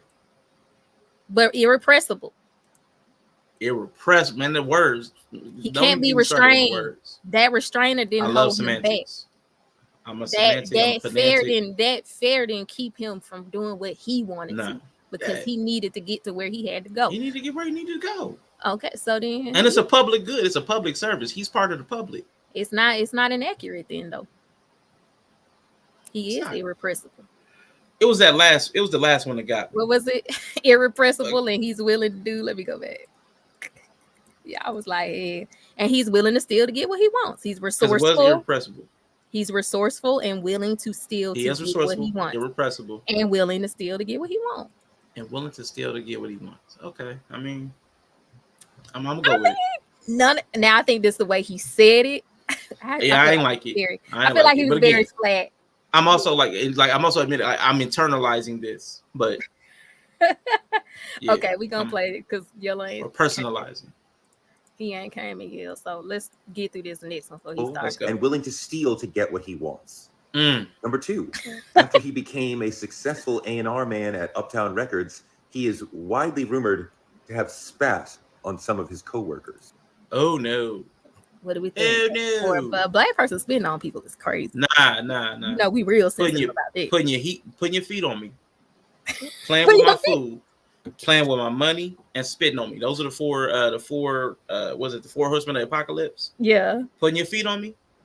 Just like in jest, or just like kicking you? No, like if we know each other, that's one thing. But like if somebody like we're like conflict or something, somebody come up and kick me or put their foot on me. You know what I'm saying, like, or like even like casual, like a coworker just comes and puts their boot on my shoulder or something. Maybe I'm sitting in a chair. Like, don't ever put your feet. Don't ever put your feet on me. Don't ever spit on me. Don't play with my food. Do not play with my food, and do not play with my money. Like those are the 4 horsemen of the apocalypse, right there. Right. So yes. Okay. So he spat on his, and that's the other thing. I know culturally for black people, that is like the ultimate. Like black people really don't even be spitting on people like that. Nah. Like I feel like for that reason. That reason. I feel like white automatic people spit on people. Yes. I mean, we throw drinks. We throw drinks. But that's what I'm saying. Right, to hear a black man spitting on people, they already told. There's a liquor. Yeah. We'll even intentionally wet our hand under a faucet or something to flip it at somebody to wet them, because we know we ain't gonna spit on them. Did I miss one in between somebody getting spit on and the turnstile? No, he's just referencing like different stories over time about him before he became the infamous person. So this was the rumored to have spit. He's a spitter. I did want to comment on that turnstile shit, but nah, we could. Okay. Can't do that. I know it. I think most black men would be pretty chill with spitting on somebody. Never mind. Let's go on. We'll move on. Hop tour though. See, it's the difference between spit and a hop tour. Exactly. I was like, yeah, context matters. So that told us that he's emotionally driven turbulent. by rage, feeling like he is better than other people, and filled with entitlement. Now I that would completely agree agree with. with that assessment. Yeah, I'm not a spitter, so I don't have any emotional investment to try to defend that one. You got to be Like I do the you theft. got to be some kind of entitled to spit on a person. I think that's why only Yeah. mostly white people spit No. on people. It's Man. just not a culturally black thing. No, that's not, because it's very demeaning. It's very demeaning. Yeah. So you have to feel that they're beneath you to spit on Exactly. somebody. Like that's Yeah. Multiple people too? Oh, so you Man. spitting. no. Okay. Mm-mm. You said Rashawn liked to play footsie. Diddy was practicing. Exactly.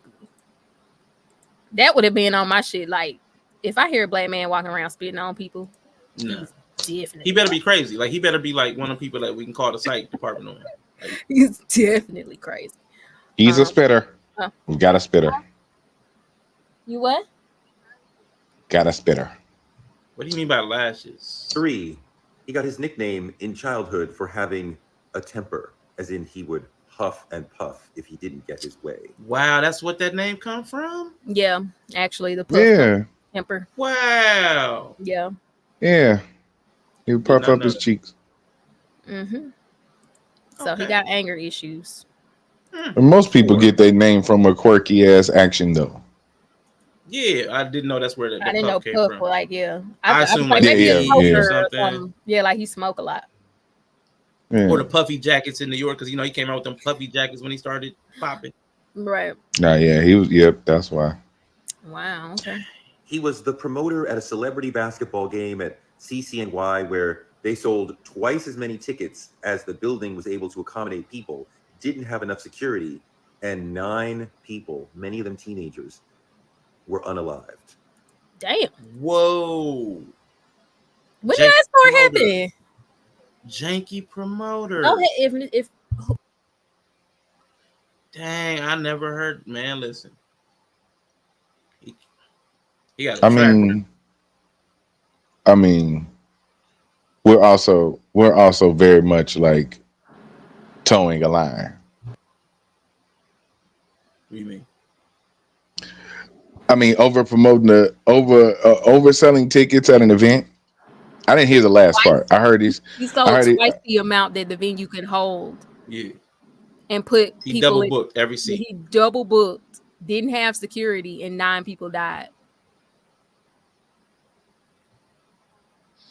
All right, I ain't hear the 9 people died part. Yeah. Okay.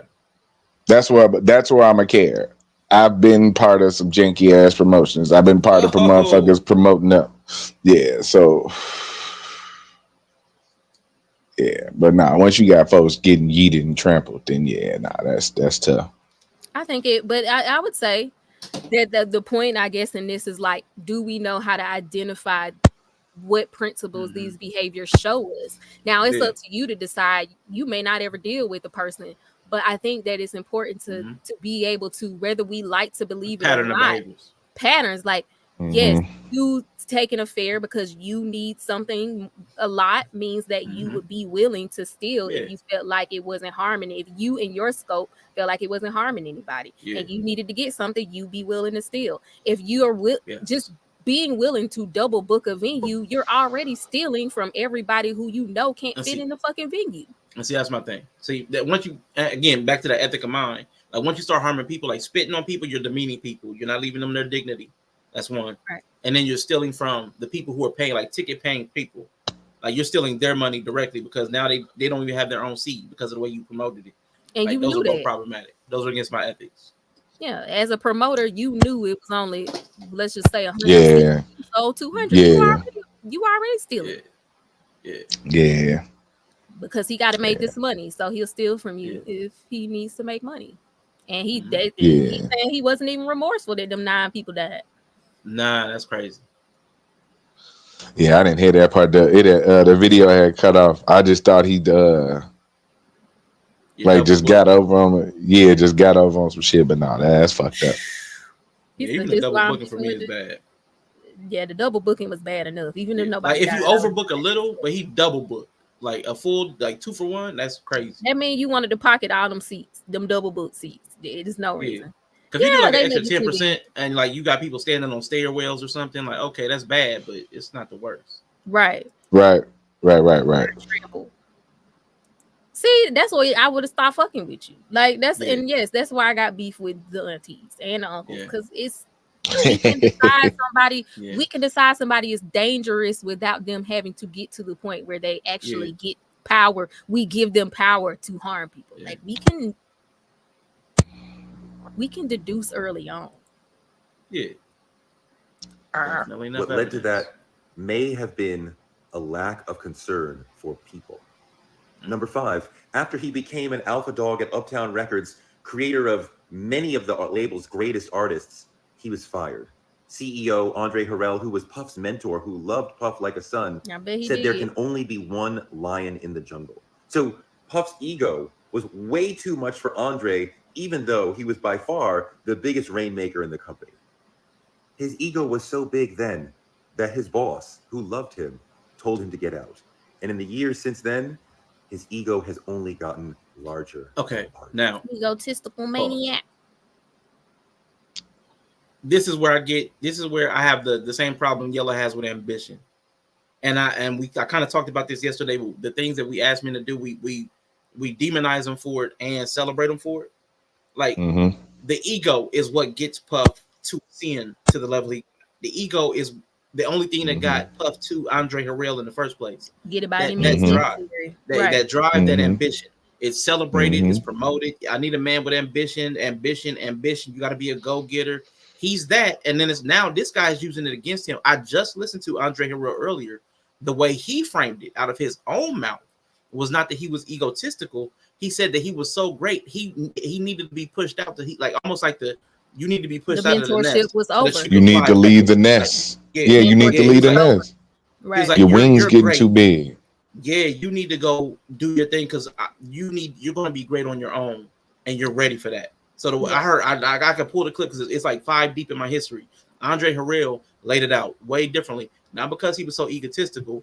It was because he was good at it. He does love them, and you got to build something of your own.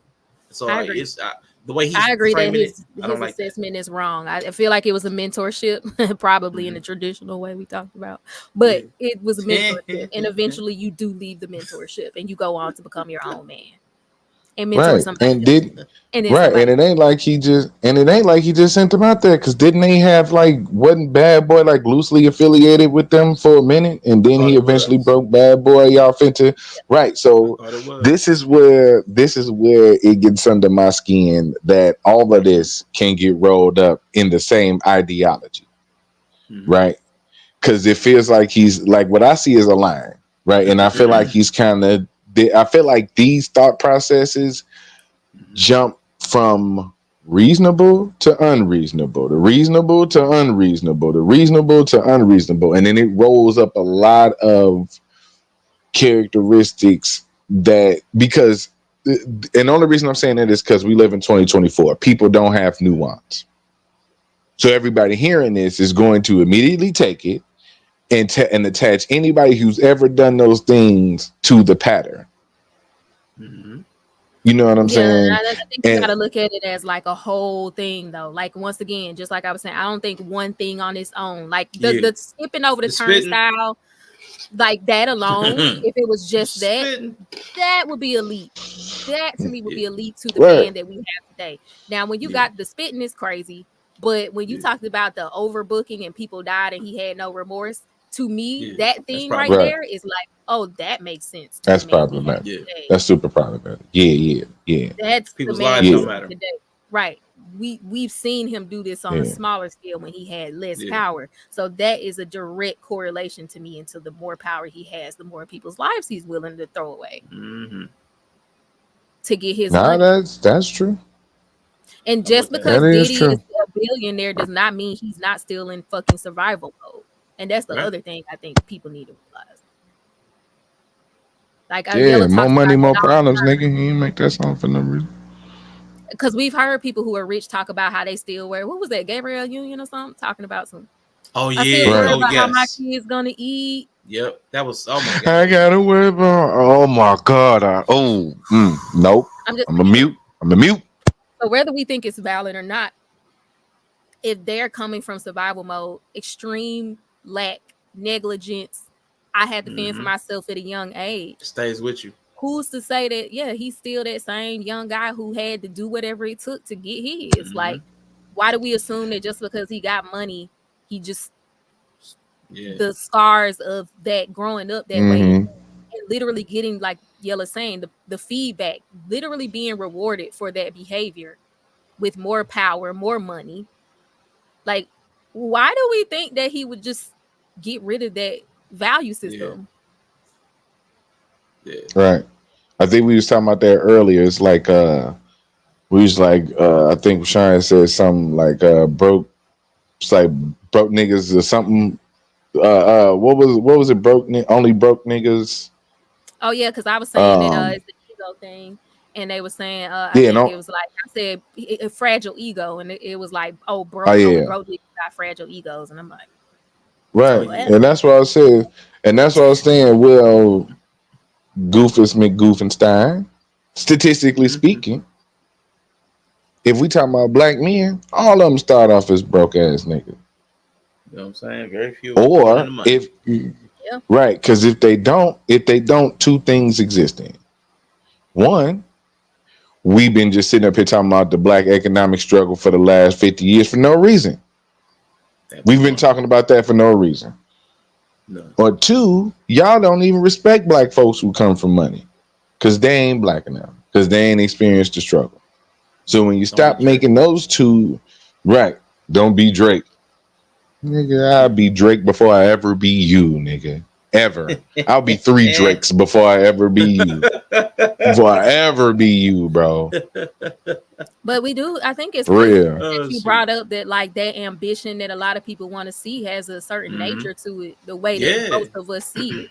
Like, you got to be willing to exploit people and lie, cheat, and steal. Justified. I mean, in your own, like, I gotta get it. Ain't nobody gonna give it to me. A lot of that ambition people be talking about they want is that brand of ambition. Yeah. Right. But they don't see that. They don't see the correlate. Like, this is like, let's do that breakdown. Let's double tap on that real quick. I know you said you only got about 30 minutes left, but you talked about how you can't get rich. Like, everybody has the same 24 hours in a day. Like, this is super practical. You have the same 24 hours in a day, and you can only do so much labor with your body. Let's say the maximum. Let's put it in cows. Yeah. You could acquire. You could go wrangle up 5 to 10 wild cows. Let's make it 10. Every person in a day's time can go and find 10 wild cows to have 10 cows. That's all you can do. 10 cows, 10 goats, 10 or whatever animal. If you have 1 billion cows, how did you get there? That means you've had other people getting cows on your path, because there's no way. There's no way. Because there's no physical possible way for you to acquire that many cows and to maintain them. Like, that's too much. And like that's like, and pay people they do with cows, because they just have 10. Right. Yeah. So you've been siphoning off cows from a lot of people for a lot of time. Like, right, and make sure people still get their 10 cows.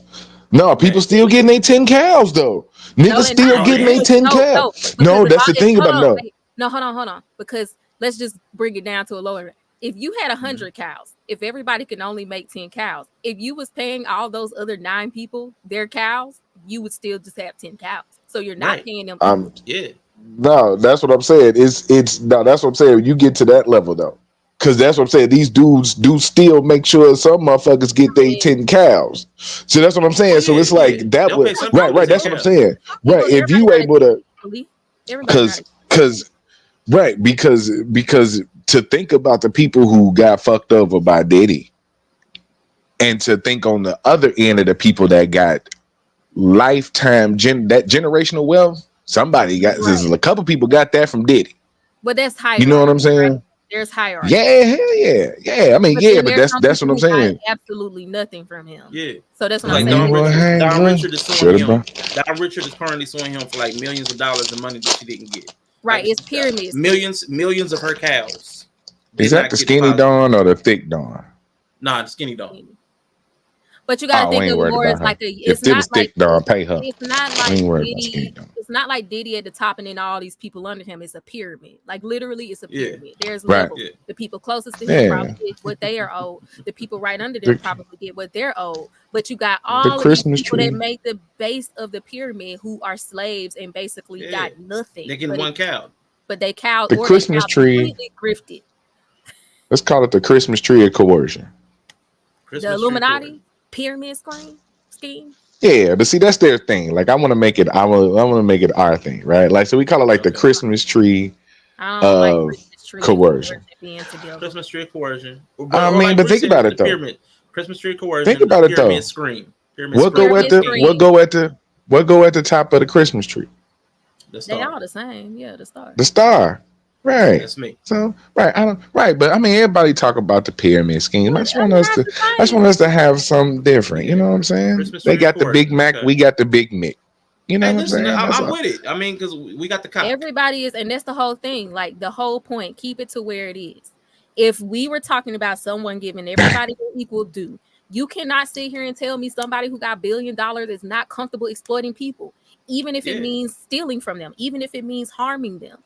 Mhm. There is no way you get that high. I'm not talking about Yeah. a nigga making $200,000 a year. You can Right, we get there with talking your about honor. Billy. You can get there fair and square. You can enter into contracts with businesses and make your money. I'm talking about billionaires. You're Yeah. fucking kidding yourself. Yeah. Yeah. Yeah, and let's be even more specific.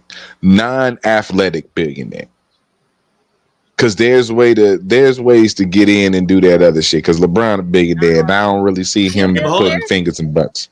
I want to. I mean, go too he deep about into it, close. like, He about with close. the cow, with the cow analogy. Like this is the same with dollars. Like people grabbed all the cows and then determined what jobs were worth more cows than others. Like because LeBron still has 24 hours and can only manufacture so much product in a day, but people have determined that people like LeBron or a star like an entertainer, non-athletic, they've determined that they get millions of cows for their effort, even though they've only got 24 hours of labor. You know what I'm saying? Even though they don't drive necessity like doctors and nurses and people that grow fruit, like the most essential things do not get the most rewarded in cows for their days of labor. So that's like there's still some hidden mechanisms of distribution and how economics go. And at some point you got to go back to the niggas with the cows to make more cows to become a billionaire. I'm talking about billionaires. You eventually got to invest with them same niggas with the original cows to get up to billionaires. And I was gonna say that's kind of like the Christmas tree though, because it's some nigga is what's the company? What's the farming company? That's tied up in a bunch of shit. Monsanto, yeah. Mm-hmm. Yeah. See, now they would be like the Diddy of the farming industry. Yes, they are. They all billionaire companies are exploiting. Right. And if that's what I want, yeah. Y'all worship money so much, but please understand, after a certain amount of money, even if you can't see it in your scope of understanding because you're not rich or you don't fuck with it or you don't pay no attention to it, somebody somewhere is getting exploited. Yeah. Mark Zuckerberg is rich as fuck from Facebook and don't charge you shit. Nothing. I promise you. He stole all your data. He's selling your shit, data. so you're getting exploited. Like that's fine. He got. I'm just milking saying, the heck out of your digital and that's the thing. Exploitation does not require you to feel it's okay or not. It's still exploitation because for most of us, he did not ask us if we wanted our shit. So he didn't give those who give a fuck a chance to opt out. Maybe some people wouldn't have cared, but he didn't give most. You got drugged by ARC with Farmville. We got drugged. And folks know it, and they like, look, as long as I can say niggas ain't shit in 154 characters, then he can sell my shit. But it's some people who give a fuck and would be like, I opt out. I don't want my shit sold. But you definitely don't though. Yeah, you definitely don't want your shit sold. Yeah. But 23andMe is going through the same shit. Yep. Yeah. They done took all these people's stuff and now they're like, we're going private.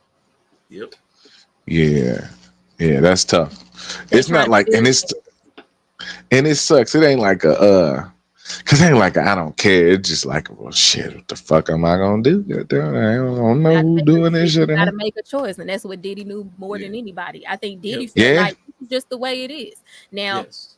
if you want Yeah. to be a multi-millionaire, you want to be up here with the big boys, you do Mhm. know at some point you gonna have to be okay with harming people. Mm-hmm. Oh, you don't want Yeah. to harm people? Then you gonna have to harm yourself. You gotta And sacrifice it yourself. and it don't have to and it doesn't have to look like physical harm. It doesn't have to look like abuse. Yeah. It could be No. something like firing somebody in a high position, or taking over a business that might be your competitor, but Mm-hmm. is ran by a little family or something. Yeah. Right. You Undercutting know what you. I'm saying? Yep. Undercutting people. Right. Right. Bill Gates. You He know was what making I'm saying? Oh yeah. Right.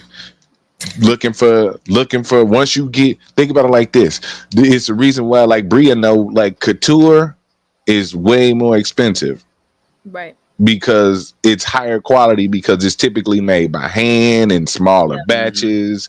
You know what I'm saying? Shit like Yep. that. But once you start mass producing a random ass t-shirt, Mm-hmm. oh man, them you ain't no telling where you might go get them Little child slaves over somewhere making that. yeah, You're for Yeah. real. For but real.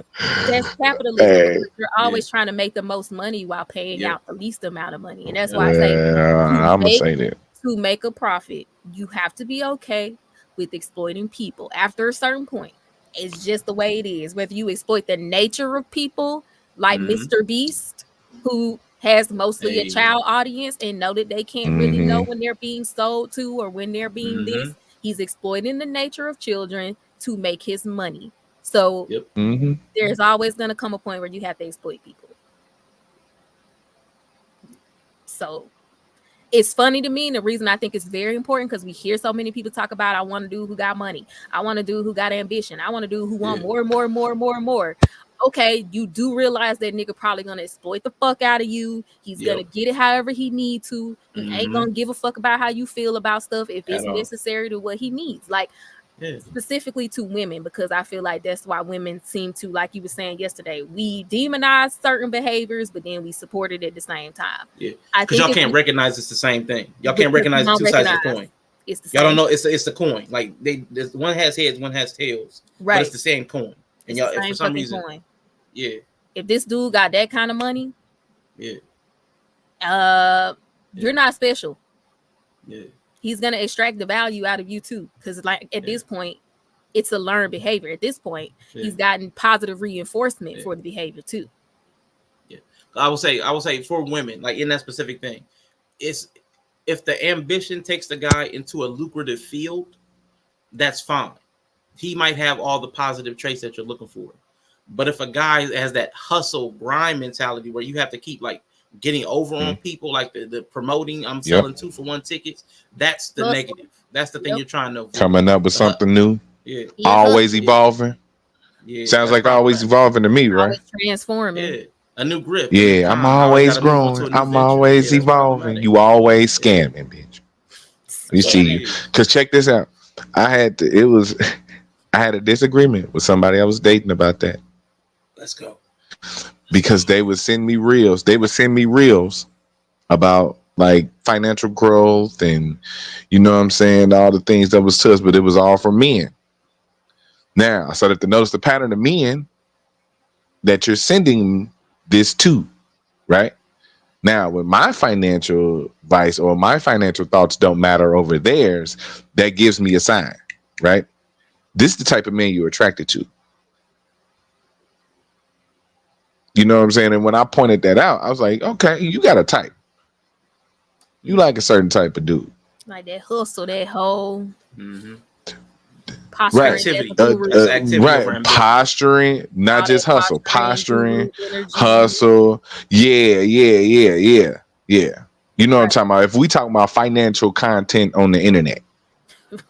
Black. Okay. Let me be more specific. Black financial content on the internet. So you know that's coming from a whole different place. But I'm seeing who you looking at. Alone from here. Right. And I'm seeing who you watching, and I'm like, so you want me to be out here fucking people over? I mean, like you want me to? That's Right. what's behind it. You want me to no, I was like, I'm not willing to do certain things because I'm not about to fuck nobody else. I don't need generational wealth. I need to get paid. I need Generational the wealth bills comes off paid. the backs of somebody else's generation of kids. And and you know what? It's a different mindset. It's a different mindset, right? Think about it like this. If your goal to get rich is for generational wealth, then you feel like it's owed to you almost. Mm-hmm. You Yeah, know what I'm saying? And it's a especially entitlement. and Entitlement. especially if you feel like it's been taken away from you. Right. See, So now now this you in is for see. retribution. So now the harm is just hmm Oh, it's justified on every account. It's justified on every account. Now, this is why I brought up victim mentality the other day when everybody got their panties in a bunch, and I said black victim mentality ain't, oh my God, pull up your bootstraps, blah blah. no, No, it's Umar. this is It's just Umar. yeah, it's Umar. Umar, right? That's a victim mentality. Yeah.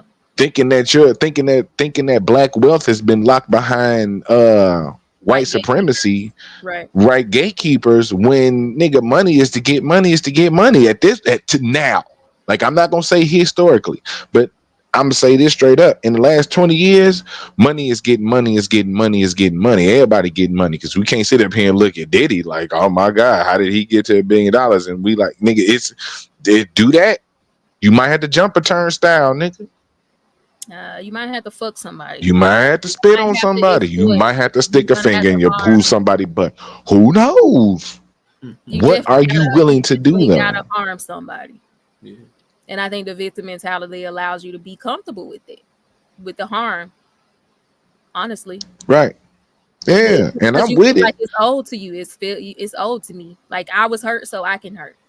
Yeah. Right. Hurt people. Yeah. Yeah, I was hurt, so I can Right. hurt. They didn't give a fuck about me when And they getting their money, so I don't give a Right. fuck about them when I'm getting mine. It's hey, and I'm with it. I'm just want motherfuckers to know to understand that it ain't never coming from an empowerment standpoint. If your goal is black powered, it's never coming from an empowerment standpoint. It's always coming from fighting underneath. You're a victim.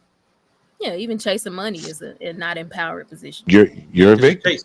because You're you're a chasing victim. power through money. Yeah. So Yeah, because you're chasing power. right, if you're chasing Yeah. power, it's It's always the power you don't got.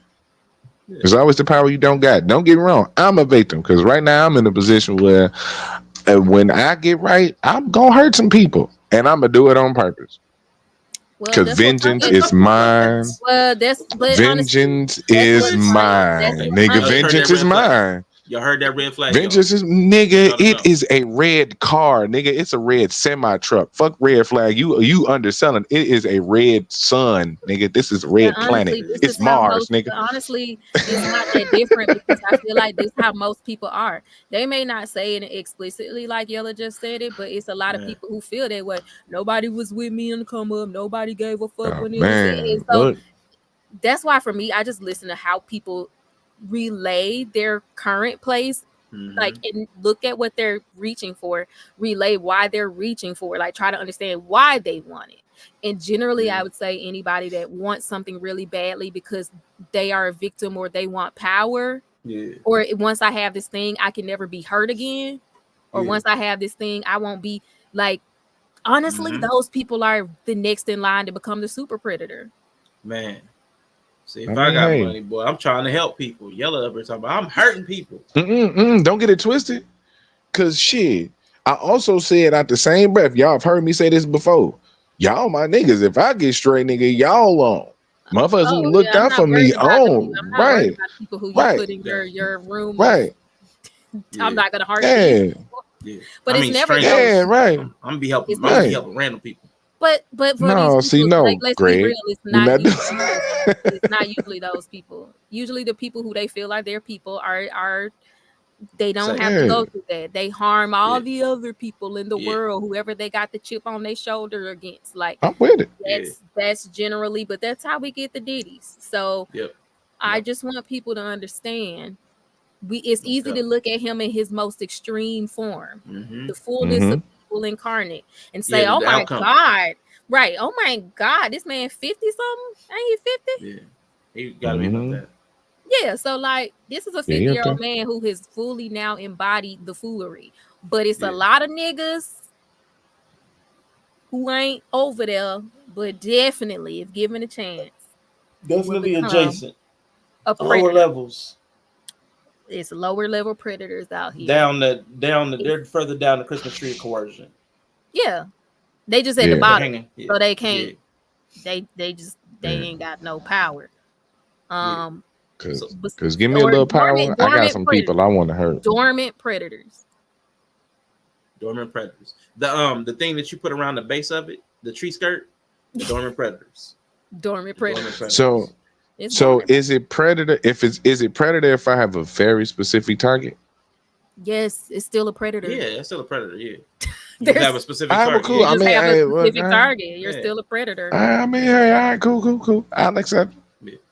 Look. As far as that, I'll take it. Yeah, that's like the predator. That's more of like a hunter. You're like a hunter type. Yeah, you're still hunting people. There's some harm being done on the other side of it. So absolutely, that still makes you a predator. So I need people to understand I can live with it. Predators, predatory behaviors. What makes a dormant predator? What makes someone have the potentiality to become a predator if they get power? And I think it's very important. It's something I'll teach my daughters, because I think if you're talking about in the span of a relationship, I'm just saying daughters to men because I'm a woman who dates men.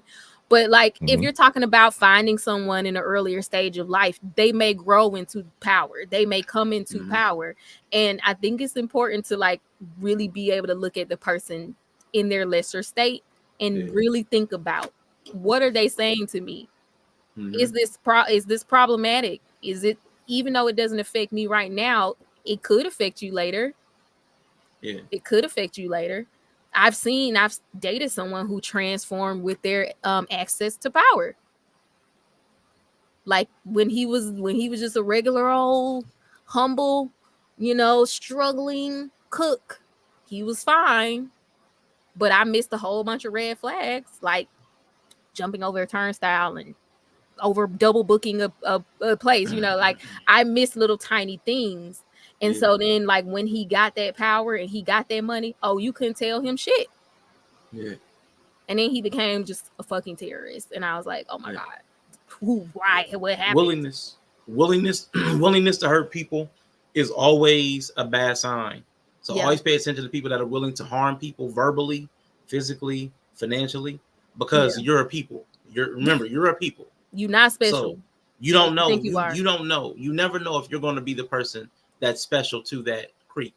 Because they're even serial killers have families that they typically don't prey upon. Right. It's hard to know if you're that person, that safe person or not. Why even risk it? If you see predatory behavior, I'm willing to use and exploit people and harm them.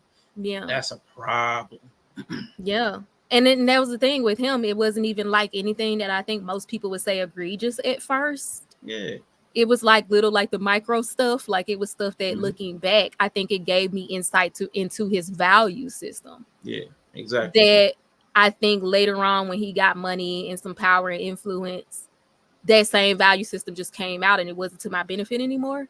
Yeah. Or it was I was on the other side of it. I wouldn't say to my benefit, but I was just on the other side of it because I was asking for something different than what he wanted to do. Yeah. So that's kind of more so, I think, more accurate to what happened. But I think you can avoid a lot of problems. I think and sometimes you just don't know because you don't know what you want either. But I'm just saying, looking back on it, there definitely was early red flags. But because I also was selfish and not thinking about it, I think I just didn't notice them.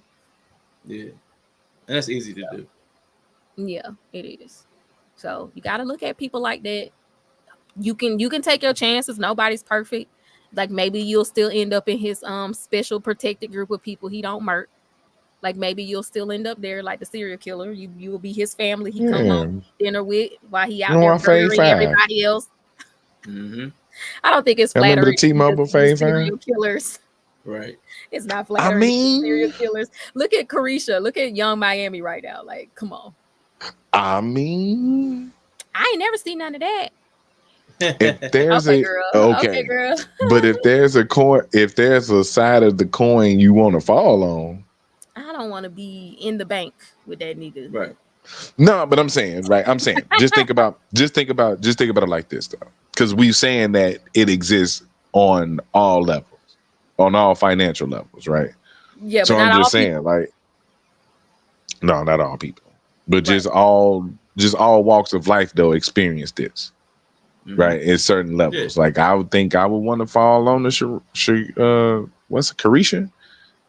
Of course. I I'm mean, of gonna course, if call I her had a choice secretions. of being like not the prey, of course, for survival, I would want to be the not prey. Right. I mean, But I she was also definitely think, the prey, but but I she got also trapped. think She got kept instead of she like was she, just you know, what I'm saying? yeah. But I do She want was a people to pet. not Yeah, feel that way, like, because fawning is a survival mode. Like it's fight, flight, freeze, fawn. So fawning is a way that some people survive. They get close with the threat so that it's a lower chance that they'll like attack it. So there's fawning. But what I'm saying is, like, how about let's just leave these crazy ass niggas alone big from the nose. get-go.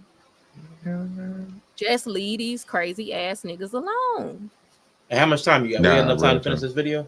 Yeah, let's finish it. That's good. Huff is a man who has lived like a king for decades. His ego, his sense of entitlement, his propensity for violence, his appetite for certain things, it's all been there since the beginning. In the lawsuits from Cassie and 8 others, there's 9 in total, he's come across as violent, manipulative, controlling, and a monster. He was a young man with blood on his hands and a problematically large ego. He's now an older man, drowning in lawsuits, looking at a cosmically humbling blow. I didn't realize any of this when I put my family member into an internship with him. I didn't know. In retrospect, I can now see, the signs of a wild ego, a controlling person, an almost dictatorial person was there long ago. A person who was willing to do anything to get what they wanted. It's been there. But I couldn't see that. Okay. But Okay, you so damn he sure. seems like he actually Please had say like what. he seemed like Please he say actually what. had some like actual interaction with Diddy. Please say it. Yeah. Yeah. Nah, Please say I know it, I got a Sean. totally different take. Now I got a totally different take from you. I promise you. Like, They go I first. would, They go first. yeah. My thing is, I'll shoot. I lost it. God dang it! It's gone. It's gonna come back though. It's gonna come back. Okay. Maybe I'll just say again, like, it seems like he had some interaction with Diddy on a for real life level too. This isn't just him Okay. speculating. Okay.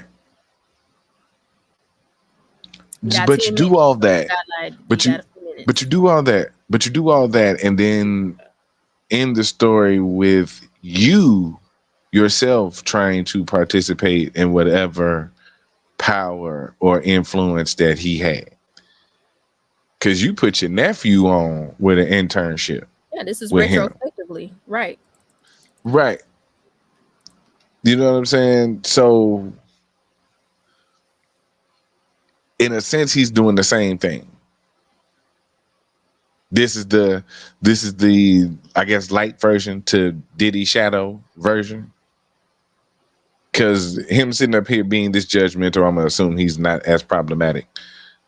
Like, I'm being judgmental, but I'm problematic as shit too. You would assume he's not. I'm just gonna assume with the portrayal he's been. He you know what I'm saying? He been unproblematic for a minute. He don't say too much really problematic shit. He just got a black opinion. So I give him the benefit of the doubt.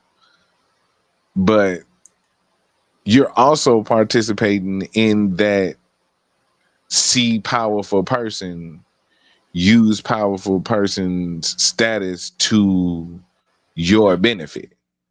He is the gatekeeper to the industry. So, like, I do want to change that language because I think it's important when we're talking about a power dynamic. Yes, you could say he's being exploited, but he's in the position of power. So he was but he was the gateway to the industry. So for most people who wanted to get into that industry, they had to go through him.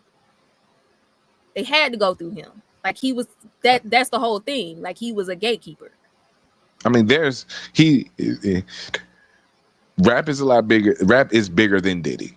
Like, I understand we were saying like there's a profile. Hold on. I understand that we were saying there's a profile, and it compared to like Brad Pitt, like Diddy's profile is pretty up there, but he's also not the gatekeeper. to hip hop and rap. He's not the gatekeeper to music. You feel what I'm saying? There's other options. So it's Same but option, even still, different it's person. yeah, right.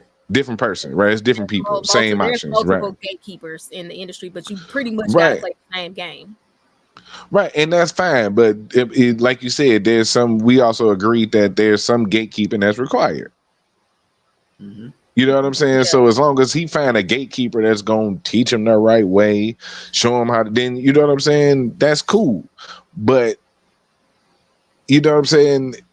It's not necessarily who he picked. It's just seeing all we kind of talked about play out in one moment.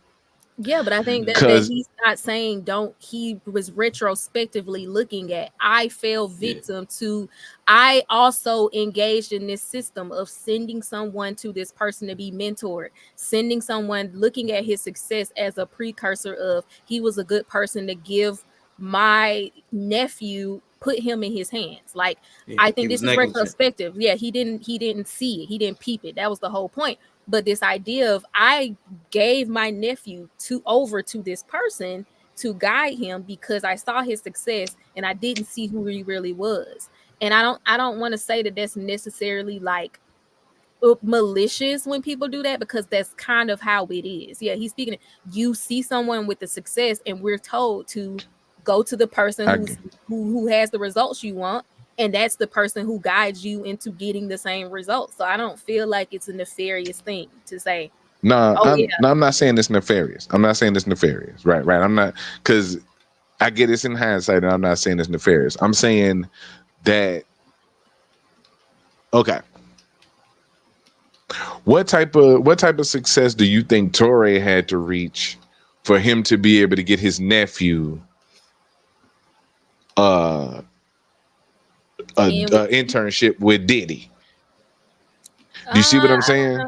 Yeah, I'm sure he had his own level of success to be able to get an insider to get to him, but he just is like, my area of expertise is not where my nephew wants to go. So like, I'm just trying to see, like, he's successful in his own right, but that doesn't mean he has the success necessary for his nephew to climb, because maybe he's not in that particular industry. Like, I don't know what he does, but right. He part of whatever like it is, he's always in a lucid time. That's what I'm saying. Right, right. That's what I'm saying. That's what I'm saying. That's ultimately what I'm getting to. Thank you, bro. I couldn't really figure out a way to kind of put that. He was looking for a shortcut. He was looking for a shortcut. Diddy's the gate that keeps the shortcut. Like otherwise, the hard work that you can do, you could be independent. So what? Like that whole idea is like, it's not what you know, it's who you know. Yeah, exactly. Yeah. Which is also pushed in our society. It's not what you know, it's who you know. Everybody know that it's nepo babies. It's like you got to know the right people. That's the quick way to get it, because you can get it on your own. Like, I can get it out the mud, but you're getting it out the mud. It's going to take a really long time. You got to probably be willing to scam and cheat your way to the top if you really getting it without no connections. I mean, but you may not reach the top. That's the risk of getting it out the mud. Is you may not reach the top. You might just like right. You're going to get dirty, but your hands are less clean. Right, you're gonna get dirty. Get it out the mud actually makes your hands less clean though. And I think that's why we are going to be shocked by all of this, because what I'm understanding from this, there is no one who has reached a certain level of success that we've seen that has not gone through this system that Diddy and his other people who taught him and mentored him have put in place. And that's why I think people gonna be shocked, because some people still believe, oh, T.I. didn't do that shit, this person didn't do that shit. Okay, it's some artists who maybe got a little bit of success. Maybe they got 1 million people on YouTube. They got some Spotify plays nowadays. Like now, when you can just go publish your own shit. Yes, maybe now. But you talking about from 1991 till about maybe 5 or 10 years ago, you wasn't getting on the radio and shit without going through these people. You had to grease some palms, goddamn it. Exactly. So that's what I'm saying. Like, people got to be real. Like, people want to believe that there's someone who had success in the late 90s and 2000s that didn't do this shit on some level with somebody, even if it wasn't Diddy. Maybe it was Jay-Z. Maybe it was Dame Dash. Like, maybe it was them niggas. Like, you hear a whole bunch of stories about people. Everybody got to tell all now. But can I get like 2 points? Like, I know you can release. I'm gonna try to wrap these up real quick. Like Yeah. Bri, I know you said it made like this the way it is. Like to go to the gatekeepers is the way it is. Until But then we recently. also said what? Until recently. I feel like until like 10 within the last 10 years or so, I feel like it's changed.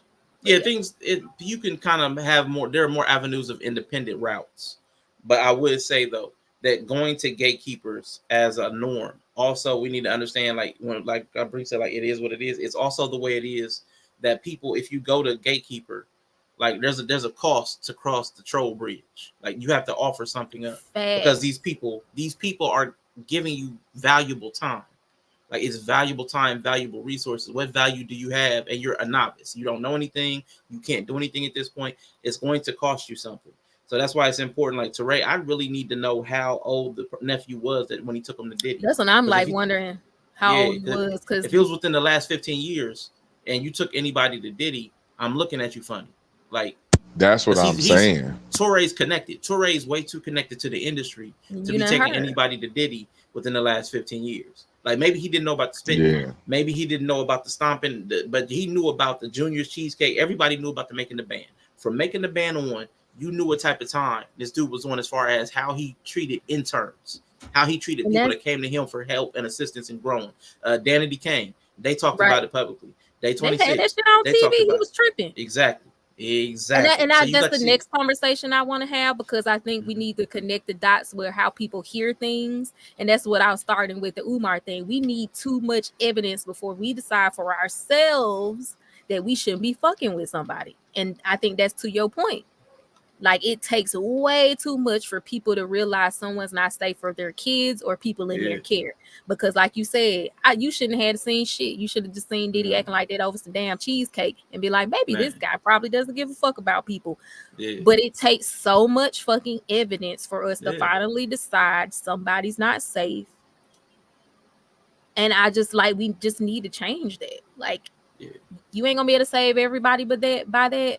But like hearing Justin Bieber got handed over to him at 15 by his mom. One access. You can make my boy a star. And hearing that was in the lawsuit.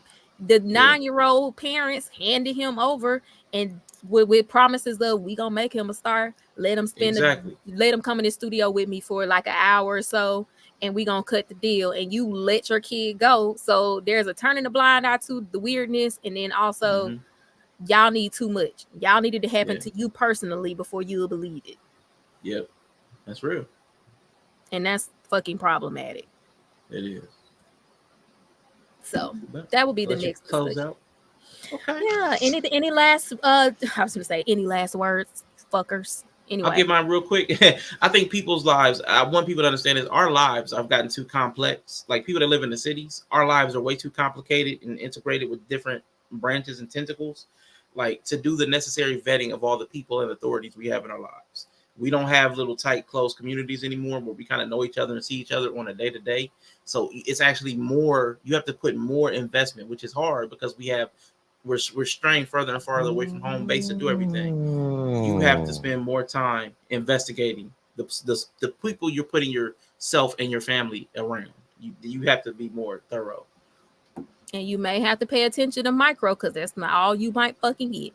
But you're not going to be around to see micro. That's the thing. But you definitely probably ain't going to be around to see the big shit until it happens. Yeah. So sometimes I'm a tiny woman. I've gotten a long way in life by paying attention to the smaller things and making an assessment. And I'm totally willing to say I might have been wrong about some people, but I definitely was not about to fuck around and find out. And when it comes to my kids, I'm definitely not fucking around. You weird enough, you're getting cut off. Hey, I don't give a fuck. Yeah, if you ain't got time to investigate, cut them off. I ain't got time to investigate, and I'm not trusting my kids with you until you can do something to them to verify what some little shit I already saw. So you might have to pay attention to micro stuff and make a decision, make a judgment, and you could be wrong. But hey, I'm not about to fuck around. I'm not about to fuck around and find out. That's right, FIFO. Yellow. So, call it women's intuition. Call it whatever you want. But I decided to Wikipedia Mr. Torre, who was just speaking on his okay. Why you gonna pull this his up when we closing experience. out? You better be quick. Come on. I got to go. Let's just say I this. spell his On name. January 11, 2019, Tory was accused of workplace sexual harassment by a makeup artist who had worked with him in Hey, 2017. Oh. Tory hey, apologized for his behavior, saying on the show, our team, including myself, engaged in edgy, crass banter at the time, and I did not think it was offensive for our tight-knit group. Oh, he was talking greasy. He was talking slick. yeah. They I filed am that sorry HR for on my his ass. language. Right. I am sorry for my language and for making her feel uncomfortable in any way. As a lead on the show, I should have refrained from that behavior. I've learned and grown from this experience. Okay. So Fuck that makes you, more dude. sense. That makes more sense why he probably wouldn't have noticed that aggression in somebody near him. Because I also Right. think that to the level people do the thing, they don't see the thing. Like you say, Right. you doing the thing. We talking about it, but you doing the thing. So to the level you do the thing, I think you don't see the thing. So that Yeah. makes more It's the sense. same. Like Uh-huh. if you out here talking crazy to people, somebody talking crazy to people probably ain't gonna really set off no alarms for you because you be doing that shit too. Because you got to be in their little group, their little Mm-hmm. friend group, their little fun friend group with the baby oil. This ain't, but this back here for what is this? What is this? What is happening? Last See? night by Diddy to close Oh, out. you gonna close it out? Okay. Well, So we're gonna yeah. continue the conversation because we didn't even get into every single thing, but we did cover Let's a go. lot of it. And I do want to talk about how some idea of blackness is the absence of human concern. So I do want to eventually get to that. So we may talk about that. Ooh, shit, twin. Come on now. What? Don't do that. I'm just saying. I just listen to black people talk a lot, and I'm starting to understand blackness to mean lack of concern for other humans. So, Ooh. which makes Mm. sense. But we're gonna get on that another time. Shout out to everybody who was in the chat. I'm gonna let Rashawn close out with a song for y'all. I hate this nigga With a so much. selection. And I got Yes, something we for got all on you song. Biggie fans. I got problems. I got questions. I Let's need the go. Biggie Oh, fans. he's super problematic. I Super need the problematic. Biggie fans to come explain y'all self because I'm looking at y'all Yeah. funny. Mm-hmm. You know I Funny. like them young, fresh Anyway, and green, so with no hair. Yeah, bye buddy. y'all. You know what I I'll let mean? y'all close out. All right, bye everybody. We're about to head out.